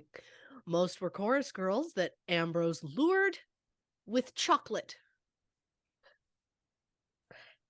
If there's a way to my heart, it's a chocolate or a Slurpee. And I also like that there's a through line of chocolate between these two episodes. Oh, there's a couple things, like I chose the one because I was like, oh, that case is fascinating, but there's not enough to it for a full episode. And then I was like, did anybody else go missing around the same time that I can put in the same thing? And I found the name, and there were multiple things that came up between both that I was like, well, it just feels right to put them together. But yeah, it is what it is. So Ambrose luring these women in with chocolate, but despite how many women he was luring in, he decided to set his sights on the younger sister of his stepmother. Oh, God. Teresa Corman was the seventh-born child to Ignatius and Mary Eva, and approximately 32 years old when Ambrose took an interest. She was traveled and well-educated with the ability to read 8 languages. Teresa was a devout Roman Catholic who was interested in the arts and volunteer work. Ambrose, on the other hand, was a womanizer and a gambler, so it just didn't seem like they had anything in common, other than the fact that they both had very impressive financial status amongst their families. But Ambrose was 36 and ready to move out on his own, which not sure why he hadn't already done, but the couple became engaged, and 2 weeks before their wedding, Teresa's mother, Mary Eva, died from cancer. The Oh. couple decided to go ahead with the wedding as scheduled, and on November 6, 1902, Ambrose and Teresa were married. He married his aunt, his step aunt, technically. Yep. Yep. Okay. Yep. No judgment. Just okay. Following the death of her mother, Teresa inherited a $72,000 estate, including a house, horses, stocks, and $30,000 cash. That $72,000 is equivalent to about $2.5 million in 2023. Wow. With this inheritance, Teresa helped Ambrose buy some of the theaters that he had been leasing, including the Hamilton Grand Opera House in 1903 and the London Grand Opera House in 1905. Ambrose also bought the mortgage on the Grand Opera House, what people call his first true love, and finally got his vengeance by firing his ex-boss, Oliver Shepherd, which is a level of petty I absolutely would do. I love it. Being considerably wealthy, Ambrose and Teresa lived a very comfortable life. Teresa went on shopping trips to Europe, while Ambrose went on trips to racetracks throughout the United States. And while Teresa was away, Ambrose had a secret chamber built behind his private balcony in the Grand Opera House, where he continued to entertain a variety of young women. Oh, boy. It included a bar, a bed, and a painting of a nude woman. Little on the nose. Yeah, and also no chocolates, huh? You're losing me. If there was a slushy machine in there, I'm in. Otherwise, no thanks. Teresa found out about the affairs after she stumbled on some love letters that had been written to Ambrose.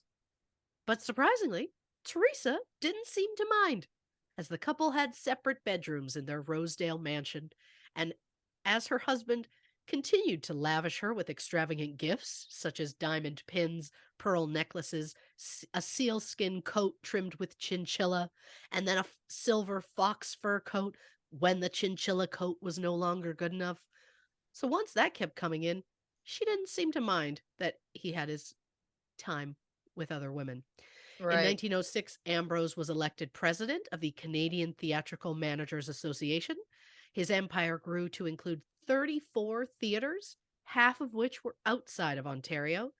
Ambrose became increasingly wealthy and became one of the first people to own a motor car in the province, as well as one of the first Torontonians, if I may, to build a garage in their backyard. Oh. And being among the first means they were also one of the first to hit a pedestrian. Oh, God. In 1906, while driving back from High Park, the chauffeur struck Jane Porter, a nurse who was waiting for a streetcar on her way to work. Jane did not survive. As was common at the time, Jane was blamed for her own death. Of course. Yep. Ambrose gained a reputation for being ruthless when it came to business. He was an unyielding negotiator and was even known for secretly adding clauses into business contracts that would eventually screw over his associates and his rivals. And then when he got caught, he would blame his employees for the clauses. One specifically described Ambrose as, quote, "He was a good friend if he liked you, a very vindictive man if he didn't, and downright nasty if you went behind his back." To know what Ambrose was like as a boss, an example, there was a reporter for the Globe who did some PR work for Ambrose on the side. Ambrose quite liked this gentleman, so much so that he offered him a full-time job, but the reporter turned him down. Ambrose was so offended that he sent defamatory letters about that reporter to the boss at the Globe's editor-in-chief. The reporter left, went to New York to find work, only to learn that Ambrose had spread a rumor that the reporter was lazy and a no-good fool. He was completely blacklisted. The reporter got so angry he showed up at Ambrose's office with a gun. Security was able to prevent anything from happening, and you would think that maybe Ambrose would be like, you know what? That was shitty of me. Time to take a look back at my life. Instead, he just responded to the incident by having a cage built around his desk. Oh, wow. Yep. Okay. Yep. Other business associates described Ambrose as underhanded, shrewd, quarrelsome, and ambitious. One acquaintance said, quote, "I may be a damned liar and a damned thief, but you insult me, sir, when you call me Ambrose Small." Wow. Yee. So clearly, Ambrose was not very well liked by those who did business with him, but he was widely beloved by the women who knew him. Despite being married, Ambrose continued to have extramarital relationships, and Teresa was able to turn a blind eye to these fleeting trysts. That is, until Clara Smith. Clara met Ambrose in 1914 when Ambrose was 48 and Clara was 19. Ugh. At the time, Clara was married to a man named Jimmy Smith, but Ambrose helped Clara get a divorce in 1917. Clara went back to using her maiden name Shepherd, while Ambrose bought her clothes, gifts, and even an apartment near his house. In 1918, Clara married a second time to a salesman named Douglas Jennings, but despite getting married, Clara continued to see Ambrose. And it's not my notes, but I will say it quickly. The visual similarities between Clara and Teresa are shocking. Oh, God. So he just like wanted a younger version. Yeah, but also I saw a photo of Clara. This is no shade, but I was like, there is no way that is a 20-year-old girl. Oh, interesting. Like, so it's just weird to me. But I assume it's Teresa didn't fawn all over him like Right. Clara did, and he had a bit of an ego, from my understanding. Yeah. So Teresa seemed okay with the one night stands, but a full-fledged girlfriend angered her. Teresa confronted Ambrose and told him Clara needed to leave Toronto. And somehow Teresa got her wish, and Clara and her husband moved to Minnesota. But Clara continued to send Ambrose long letters telling him she had made a mistake because Ambrose was her one true love. An example of Clara's letters to Ambrose include the lines, quote, "I could kill myself when I think of what a fool I've been. I haven't the least particle of love for him, and I still love you with my heart and soul." Clara said that she had a slight nervous breakdown and she ran off to New York, inviting Ambrose to join her. One letter said, quote, "I just love a good time, and I wish you would come down, and I will take you to all my favorite rendezvous and have a wonderful time." So the couple continued to write up until Ambrose's disappearance in 1919. Clara wrote, quote, "Write me often, sweetheart, and for my sake be a real good boy. And if you ever feel you can't be true to me any longer, for God's sake tell me, and don't let me find out from someone else, because that would kill me." I love that it's like, please, for the love of God, do not cheat. And it's like, but he's cheating being with you. And so is she. Yeah. Great point. Yeah. It's almost like in her mind, because she genuinely loves him, the marriage is just a piece of paper, I guess. Yeah. In 1919, the growing popularity of motion pictures was causing live theater attendance to decline. In 1904, there were more than 400 companies traveling and performing throughout North America. By 1919, there were only about 40. And Ambrose could sense that now was the right time to get out of the business. So when he was approached by Montreal-based company TransCanada Theatres Limited, Ambrose was anxious to sell his chain of theaters for $1.7 million, which is equivalent to just over $29 million in 2023. Oh, wow.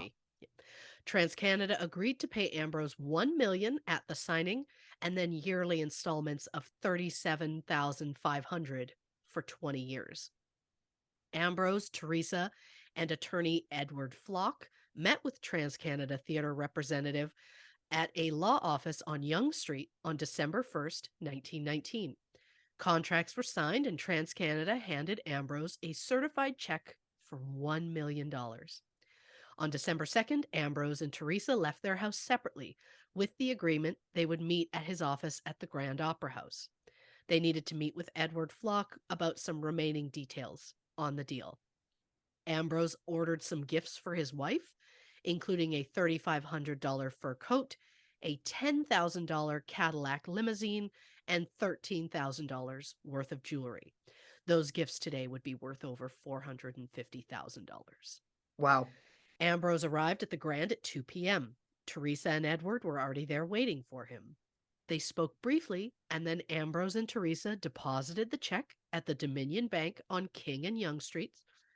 The couple headed to the back to the Grand, where they had lunch with Edward before Ambrose dropped Teresa off at St. Vincent de Paul Orphanage, where Teresa volunteered. That same day, Teresa also made a sizable donation to the orphanage. Ambrose told his wife he would be home by 6. At 5 p.m., Ambrose met with Edward back at the Grand to deal with some other business matters, such as the fact that Ambrose was looking to buy another theater so he could give jobs to the staff at the Grand Opera House, as it was assumed that once TransCanada came in, everyone would get fired. So that's the nicest thing I heard about him, was he was trying to look out for those particular employees. So, Yeah. I mean, that was decent. Ambrose invited Edward to join him and his wife for dinner, but Edward declined as he was about to catch a train to London. Flock then left the office around 5:30 p.m. Just after 6, Ambrose bought a newspaper from a street vendor and was never seen or heard from again.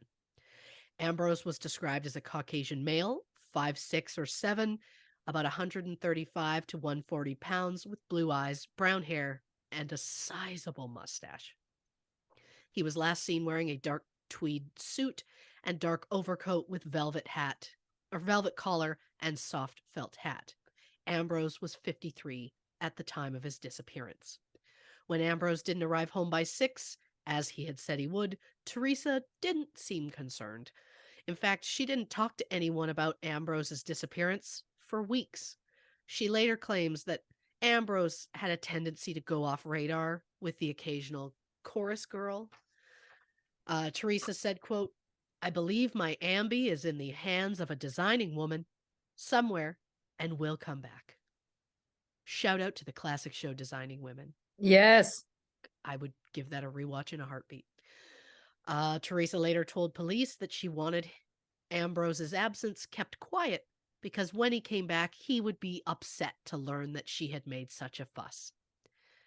But some were more concerned about Ambrose's whereabouts than others. On December 26th, attorney Ed Flock telephoned James Cowan, the manager at the Grand Opera House, to ask if Ambrose had returned. James responded, quote, "No word yet at office or home. Am worried." Police were finally informed of the disappearance 2 weeks later, on December 16th, by James Cowan, the manager at the Grand Opera House. Ambrose's disappearance wasn't announced publicly until January 3rd, 1920, with a newspaper article titled "Startling Disappearance of Toronto Millionaire Causes Grave Apprehensions." Ambrose's mistress Clara traveled to Toronto to speak with police once in 1920 and again in 1922, but somehow they were able to keep her name out of the papers. Clara filed for divorce in 1921 after 3 years of marriage, citing cruel and inhumane treatment. The divorce was officially granted in 1922, the same year that Clara's name just disappears from public record. Whoa. No clue where she went, what she did, anything. There is a part of me that wonders if she changed her name to Small. I mean, I guess in the grand scheme of things, it's possible maybe they waited 2 years after the disappearance to suddenly be together and go off somewhere, but I think it's more likely not. But I wouldn't be surprised if she changed her name to Clara Small, just, Yeah. either way. So at first, Teresa offered a $500 reward for any information on her husband's whereabouts. and circulars were distributed throughout Canada and the United States. Teresa then increased the reward to $15,000 if Ambrose was found dead and $50,000 if he was found alive. And the new rewards made Ambrose's disappearance an international sensation. Tips came flooding in. I, of course, don't have time to read them all, so the following is just some examples of the tips police received. Two newsboys named Nat and Louis Savian claimed they saw Ambrose walking east on Adelaide Street at some point after 5:30. Fred Lamb, who owned the hotel next door to the Grand, said that Ambrose had stopped in and stayed until 7 p.m. The problem is, Fred couldn't remember if that happened on December 1st or December 2nd. Alfred Elson, a caretaker of a building on Bloor Street, claimed he saw four men bury something heavy in a dump in Rosedale Ravine on the night of December 2nd. An engineer with McLean Publishing Company claimed that he saw Ambrose being held in a speeding car driving north on Yonge Street. A magician named Blackstone swore in an affidavit that he saw Ambrose playing roulette in Juarez, Mexico in April 1920. A New York lawyer received a series of letters from a writer who signed B.B. Friend, claiming that Ambrose was being held by gangsters and offering to carry on negotiations. The letters from B.B. Friend mysteriously stopped. An investigator from Vienna claimed that Ambrose had been taken to a rooming house in Montreal where his body was burned in a furnace. Police followed up on the tips, but they were all found to be groundless. And some were such obvious lies that a few people were arrested for extortion. Inmates from asylums mailed in clues to the police claiming that either they knew where Ambrose was or that they themselves were Ambrose. Police intercepted a telegram to a store owner in New York from someone in Niagara Falls. The telegram read, quote, "Hold small until tomorrow morning. Don't let him go under any circumstances." Detectives spent days in New York tracking down leads, but came up empty. When a newspaper reporter learned that Sherlock Holmes author Sir Arthur Conan Doyle was visiting in New York, they gave Doyle a brief of Ambrose's disappearance, which he actually accepted.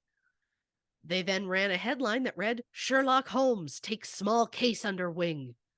But either Doyle didn't actually take the brief or he forgot about it because he was not involved in the case in any way. A month after Ambrose went missing, John Doughty, who had been Ambrose's secretary for 18 years, also disappeared. When police searched Ambrose's safe deposit vault, they found $105,000 worth of bonds missing. Doughty was found 11 months later in a logging camp in Oregon. When Doughty was returned to Toronto, he showed police the missing bonds were stuck between the walls of an attic room in the home of Doughty's sister. Doughty was arrested on charges of theft and conspiracy to kidnap. Several employees at the Grand claimed that Doughty had told them about his plans to kidnap Ambrose over his disappointing wages. Allegedly, Doughty had complained for years that Ambrose only paid him $45 a week, which would have been about $2,340 a year. And according to StatCan, the average salary in 1920 was $1,811 a year, which is well below what Doughty was being paid. But without a body, the kidnapping charge did not stick, and Doughty was sentenced to 6 years for theft. He was released after 4. Doughty died in August 1949 without having mentioned Ambrose again. In 1922, Teresa submitted a will that was dated September 6, 1903, which read, quote, "I devise and bequeath all my real and personal property whatsoever and wheresoever to my wife Teresa." He also appointed her his sole administrator and executor. She also submitted an agreement that was allegedly written by Ambrose, which claimed that Teresa was entitled to half of the $1 million check. The agreement, though, was likely a forgery written by Teresa's friend Felix Devine, who was known to be a very clever penman who could copy any writing. Also, there wasn't really time to write a she gets half of this Yeah. since it just happened, but I digress. A judge named J.A.C. Cameron accepted the will and awarded Teresa $800,000 from Ambrose's estate, which Teresa claimed belonged to her, plus a $30,000 allowance and use of the couple's home. It was later found that Teresa had paid Cameron nearly $20,000. So another judge, Judge Meredith, reversed Cameron's orders, and Teresa was ordered to pay $800,000 back to the estate with interest until she proved she had a legal right to it. In 1923, the Supreme Court of Ontario declared Ambrose Small officially dead, which meant Teresa got most of his estate. Ambrose's sisters, Florence and Gertrude, filed a claim against the estate, asking for $200 a month and $7,000 arrears. On April 29, 1924, a settlement was reached that gave the sisters each $100,000. Teresa bequeathed most of the estate to the Roman Catholic Church after her own death in October 1935.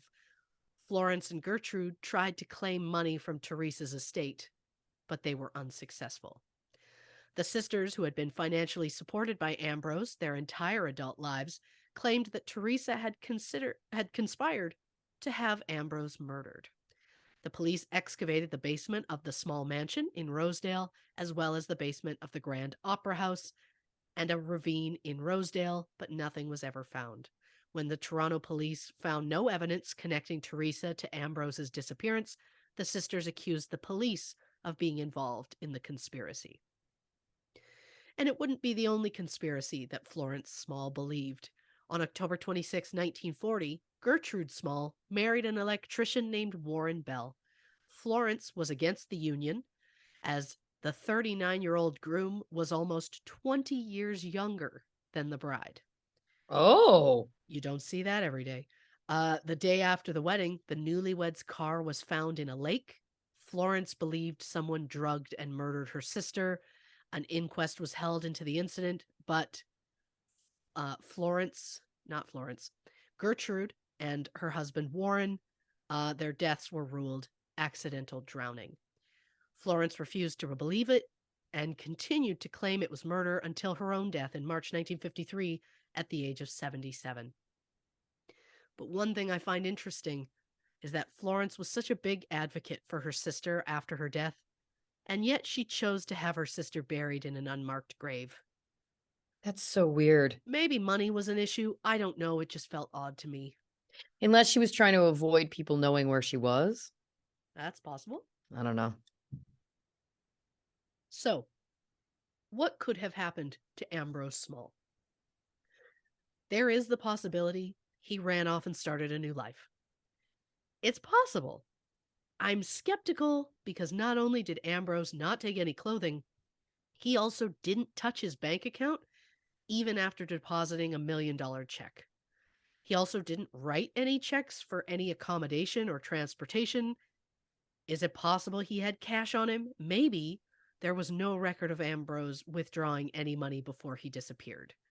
Also, that man spent most of his life in the lap of luxury, going around gambling. You can't tell me he wouldn't have continued that on, and he would have needed money for it. It was found that Ambrose's keys, watch, and jewelry had all been left behind, which doesn't sound like something a man on the run would do. But there were also questions as to where the keys were found. Teresa first claimed she found them on the afternoon of December 2nd.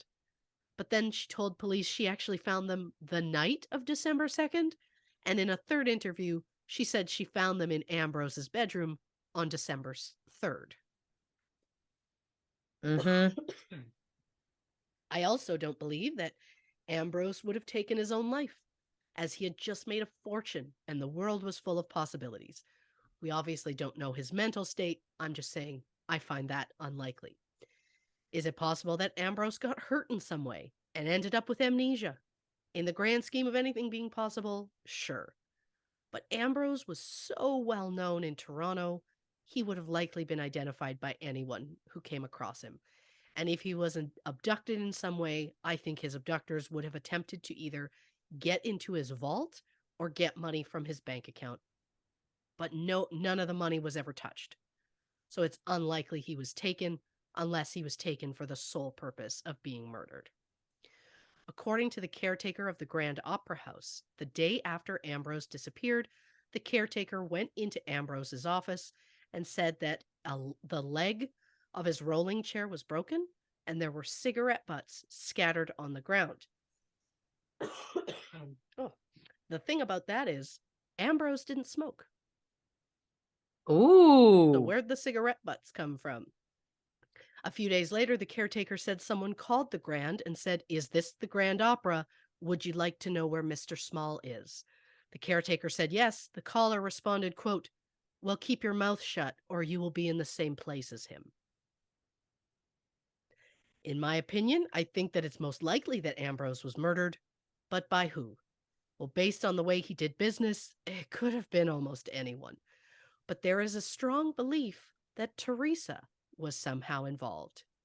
In 1930, Teresa allegedly told a newspaper reporter that she saw Ambrose's secretary, James Doughty, hit Ambrose while at his office and that his body was disposed of elsewhere. And while I'm not saying this did or didn't happen, Doughty was so angry with Ambrose, and Teresa not only stood to gain financially from her husband's death, but he had also been openly cheating on her for years, which I'm sure caused a lot of anger and resentment. So it would make sense for Teresa to hide the truth from the police.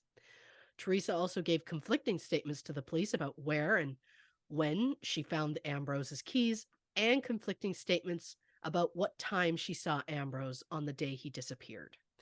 But again, police found no evidence linking Teresa to her husband's disappearance. But with the amount of money in her bank account, I wouldn't be surprised if Teresa simply paid to make any evidence disappear.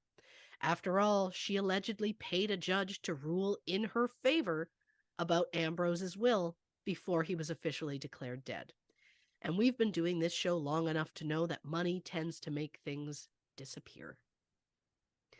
Speculation over what happened to Ambrose Small has been the subject of numerous books and even a radio play. One author theorized that Ambrose's body was incinerated in the furnace of the London Grand Opera House. A Canadian crime historian theorized that Teresa was involved and that she paid the police officer in charge of the case to cover it up. But sadly, we will likely never know what happened to Ambrose. In December 1960, the Toronto police destroyed their files on the Ambrose Small case and declared it closed. So whoever was involved in Ambrose's disappearance has long since taken their truth to the grave. Responding. Fuck, I was in such a great fucking. I'm Christy. It's fine. I felt like I was in like a tone. It was really good, and then I fucked up the word, and it all. You were on fire. Down. Look, I'm all for it. Listen, let's take one more break, get another drink, hit the can, and we're gonna come back and wrap things up about the Ambrose Small case. On this, was it Ambrose Small? Yeah. Yep. Wow. On this episode of True Crime and Cocktails. Welcome back to this episode of True Crime and Cocktails. We're, of course, discussing the case of Ambrose Small. Fun fact for you. Yeah. I believe that the corner of Queen and Bathurst was a strip club called Jilly's for many years. It may have been in that same building, the Grand Hotel. It was a very old hotel. It's now not, it's not that anymore. It's a nicer, I shouldn't say that. Jilly's was an icon. It was an iconic place, but now it's been renovated. Let's put it that way, into something else. Sure. It's a popular wedding venue. Wow. There you go. From bachelor party to wedding. Yeah. That's nice.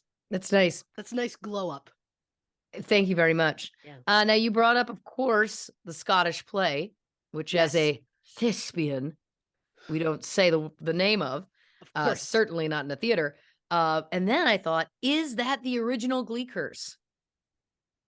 Interesting. Throwing it out there. Yeah. A dramatic next in the series. He was a womanizer and a gambler. I loved that. I loved he was a good friend if he liked you, really painting a picture. Yeah. Do we think there's any way that Clara, in some sort of, I don't know, fever dream state, Sure. could have killed him? I could absolutely see it being like I've told you how I feel. You are the love of my life. Leave her already for me. And him being like, I'm not gonna leave her. Like if I can't have you, no one can type vibe. Yes.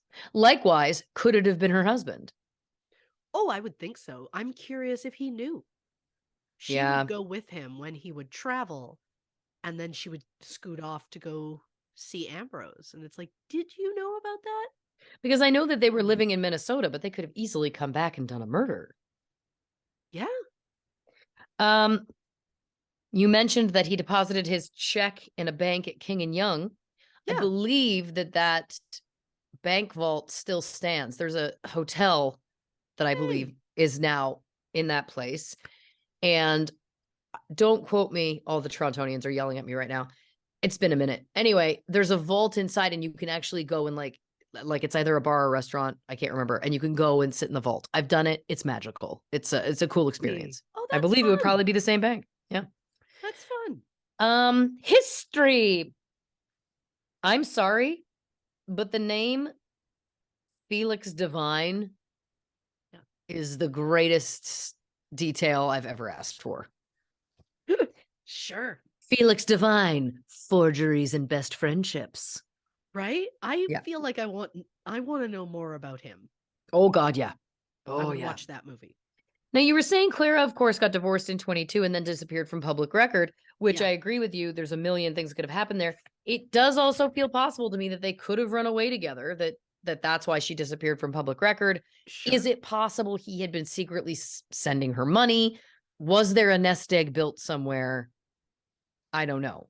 I guess for me, he seemed, not to give a diagnosis, but psychologist hat on, he seemed to have some traits of narcissism. Sure. And it feels to me like you've just come into a massive amount of money. Yeah. I don't know. Like it doesn't add, to be honest with you, the only one that really resonates with me too is a murder plot because I just don't think that, again, to your point, we never know what people are struggling with personally, and we're not downgrading that. But putting that aside, given his pattern of always having a woman, always having dalliances, always, all these kinds of things, the power, the fact that we know that he was, hard to work with, the fact that people had grudges against him, like it just doesn't feel to me like any of the possibilities other than murder. And the detail that there were cigarette butts in his office, but he didn't smoke, that to me is where I would start Right. if I was a detective back in the day. I would have liked to Also, see that. lady detectives in like the early 1900s. I know. Come on. Are we gonna write a period piece? I think it's the only way. It could be part of our time travel series. I also like the idea of maybe us having British accents for no good reason. So it's like, I've been assigned to your case, but you're a woman. Yeah, of course I am. That doesn't mean that that means I have better attention to detail than you likely do, bloke. My name? Monica Southmouth. But you can call me Detective Southmouth. First of all, thank you for Southmouth coming up. Thank you for choosing Monica. Don't know. I like it. Yep. Also, I love accents so much, and I know that technically everybody has an accent to everybody else, kind of thing. Mm-hmm. I mean, oh God, I can't even start listing my favorites. I just love them so many. But as much as I love a British accent, they would be offended by how I would do it because yours is such a beautiful sort of thing, and I would just come in and be like, "En it," because I would have to do one word at a time because I wouldn't know. But I I would feel not like want to butcher it because I I feel love like it your so much. character, much like Bert Bird, would just be chewing gum the whole time. And that That's a great. Is every character I'm gonna do on the show that's not me just gonna obsessively chew gum? I'm gonna need to get you just a dedicated acupuncturist for your jaw because I'm worried. I'm worried about what that's gonna do. Final thought. Toronto PD destroyed the files. I loved how you were ending, like, I guess whoever knew the story had to die with them or whatever. It was really very slick. I really appreciated that. Thank you. But yeah, to me, it just feels like it feels like there's so many potential motives for murder. Oh yeah. Clara, if I can't have you, no one have. Husband, Yep. no one can. Husband of Clara, you've been cheating on me. You say you're in love with him and not me. Teresa stands to potentially take the bulk of the money. He's also, had these affairs their entire marriage. Business associates, this ex-employee, like there's so many people with a motive for murder. It just feels to me like it has to be Oh yeah. a murder. Yeah, he was not well liked. It No. could be as simple as one of his past flings Yeah. has come back and been like, I can't believe you cast me aside. Yeah. It's just whoever did it did such a good job Yeah. that there's no trace of him anywhere. Unless his sisters were right and the police were in on it. That is true. It's always a possibility, certainly when we're talking about that time period.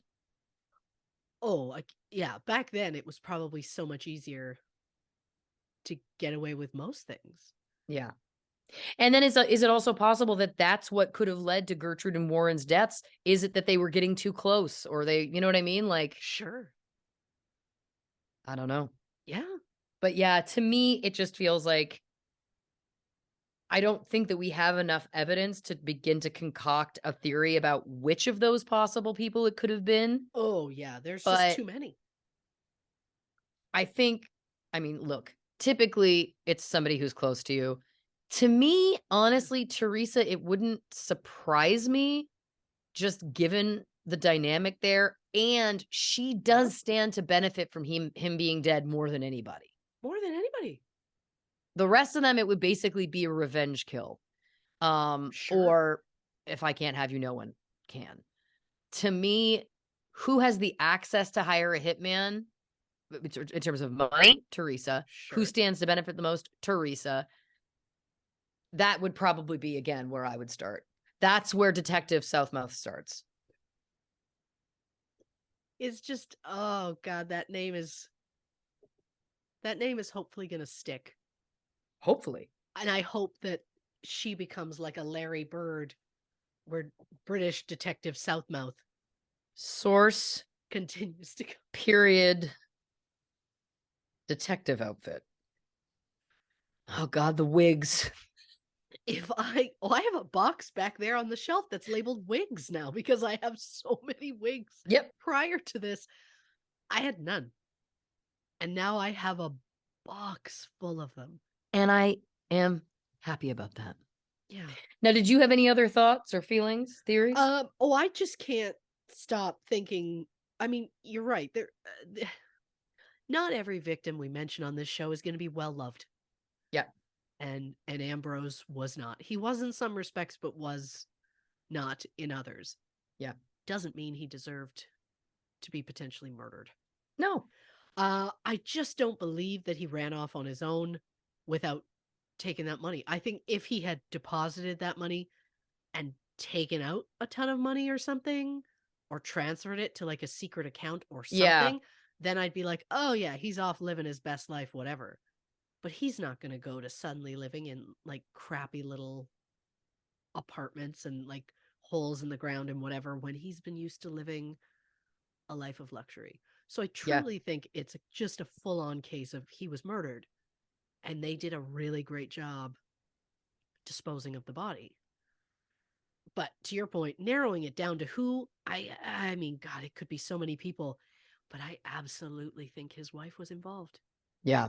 I really do. I think it was like, look, you can have like things on the side, but when you are having this one where she is so open and it's like this public girlfriend, it's embarrassing. Yeah. You're embarrassing yourself. Stop. Yeah. And so I think it was like, you're not going to stop. Finds letters to find out they are still in communication. And then it's like, okay, cool. I'm out. And we don't know. Maybe he told her after getting that money of like, I'm going to take that money and I'm going to go, because he was no longer tied to Toronto. He'd gotten Right. rid of all of his theaters throughout Ontario. So it's like he could go anywhere. And you're right. Maybe he told Teresa that day, hey, guess what? I'm leaving you for Clara. I'll be home at 6. And she was like, I'll be waiting. Yeah, absolutely. We also have to remember there's no forensics then like there is now. So there could be blood spatter. There could be lots of things that we'd never know. Yeah. Yeah. And that's also what surprises me of when a something like this happens at that time frame, that it's not just leave the body where it is or toss the body somewhere. It's like they're not going to be able to like pick up your DNA or anything. No. So it's just, you could have filled him with alcohol and like cracked him in the head and tossed him somewhere and been like, oh, he went out celebrating that big check he got a little too out of control. But they just somehow managed to make it just no sign of him. Yeah. That is terrifying, but also fascinating. Oh, I agree. I was going to try and come up with who Detective Southmouth's sidekick was, but I couldn't think of one. Is this going to be like a Sherlock Holmes situation? Am I going to be a doctor? Oh, I like that. Maybe you're also my Canadian cousin if you don't want to do the accent. Oh, I just worry about butchering a beautiful accent and insulting so many people. When, look, I'll say it. The British accent is up there for me. Irish, Australian. I mean, I could listen to Antonio Banderas read a fucking recipe card. That man. The truth is there's not a lot of accents you're not interested in. Like, I think if you really thought about it, like Scottish, like I think you'd get there. I don't think there's one I'd say that I'd be like, oh, not a fan. Yeah. Yeah, you're right. You're right. I've said it before, I'll say it again. Blanche is equal opportunity. And that's nice. The real challenge, and I'm not going to give myself this challenge because I don't have time for it, but to pick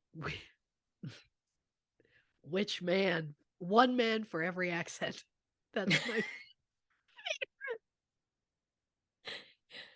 I'm so currently obsessed with Antonio Banderas. I can't stop myself. It's just, yeah. We saw the new Puss in Boots in theaters, and his voice in a theater was transformative.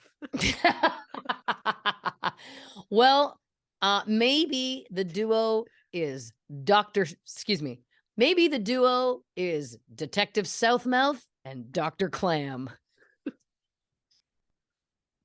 Yeah. Yeah, that's and then you know, that could be like a recurring bit, is that men will be like, don't both of your names mean other words for, and it's like, you'd like that, wouldn't you? You'd love it if we could be reduced to only being defined by our vaginas, but we're so much more than that. This could be the thing that finally gets me an award. You know what I mean? The idea, like, I could already see it. The idea of this whole fight, this argument of like, wow, just reducing us to an organ is just so beneath you. And then it would be like, I'm so sorry. I will call you by your first name. My name is Vagina. Like, it was just, That would make me Muffy. laugh. My name is Muffy Southmouth and Vagina Clam. Don't know why this is what it is today, but it is because we're on the edge. We're on the cusp of the edge. Edge of glory. Hey, On that note, dear listeners, thank you so much for going on what has been easily the most chaotic episode we've done in some time. We're Yeah. so grateful that you were here. If you haven't already, give us a follow on Instagram, Facebook, and YouTube at True Crime and Cocktails, on Twitter at Not Detectives. And if you'd like a little bit more of this batshit chicanery, then go on over to Patreon, patreon.com/True Crime and Cocktails. We have bonus episodes for a month over there. We have a live monthly Q&A. We have a poll you can vote in to choose an episode that we cover on this feed of the show once a month. So check that out again if you're interested. And the only place for official True Crime and Cocktails merch is, of course, truecrewmerch.com. Check that out. We're gonna have some new additions soon. Grimace is a daddy I'm working on. Again, if I can do it without licensing problems. And we got a few this week that just a couple of creeps and Detective Southmouth and Dr. Clam might be something that I'll be noodling on. So stay tuned for all of that. Christy, do you want to tell the people about next week's episode? on the next True Crime and Cocktails, murder in the valleys.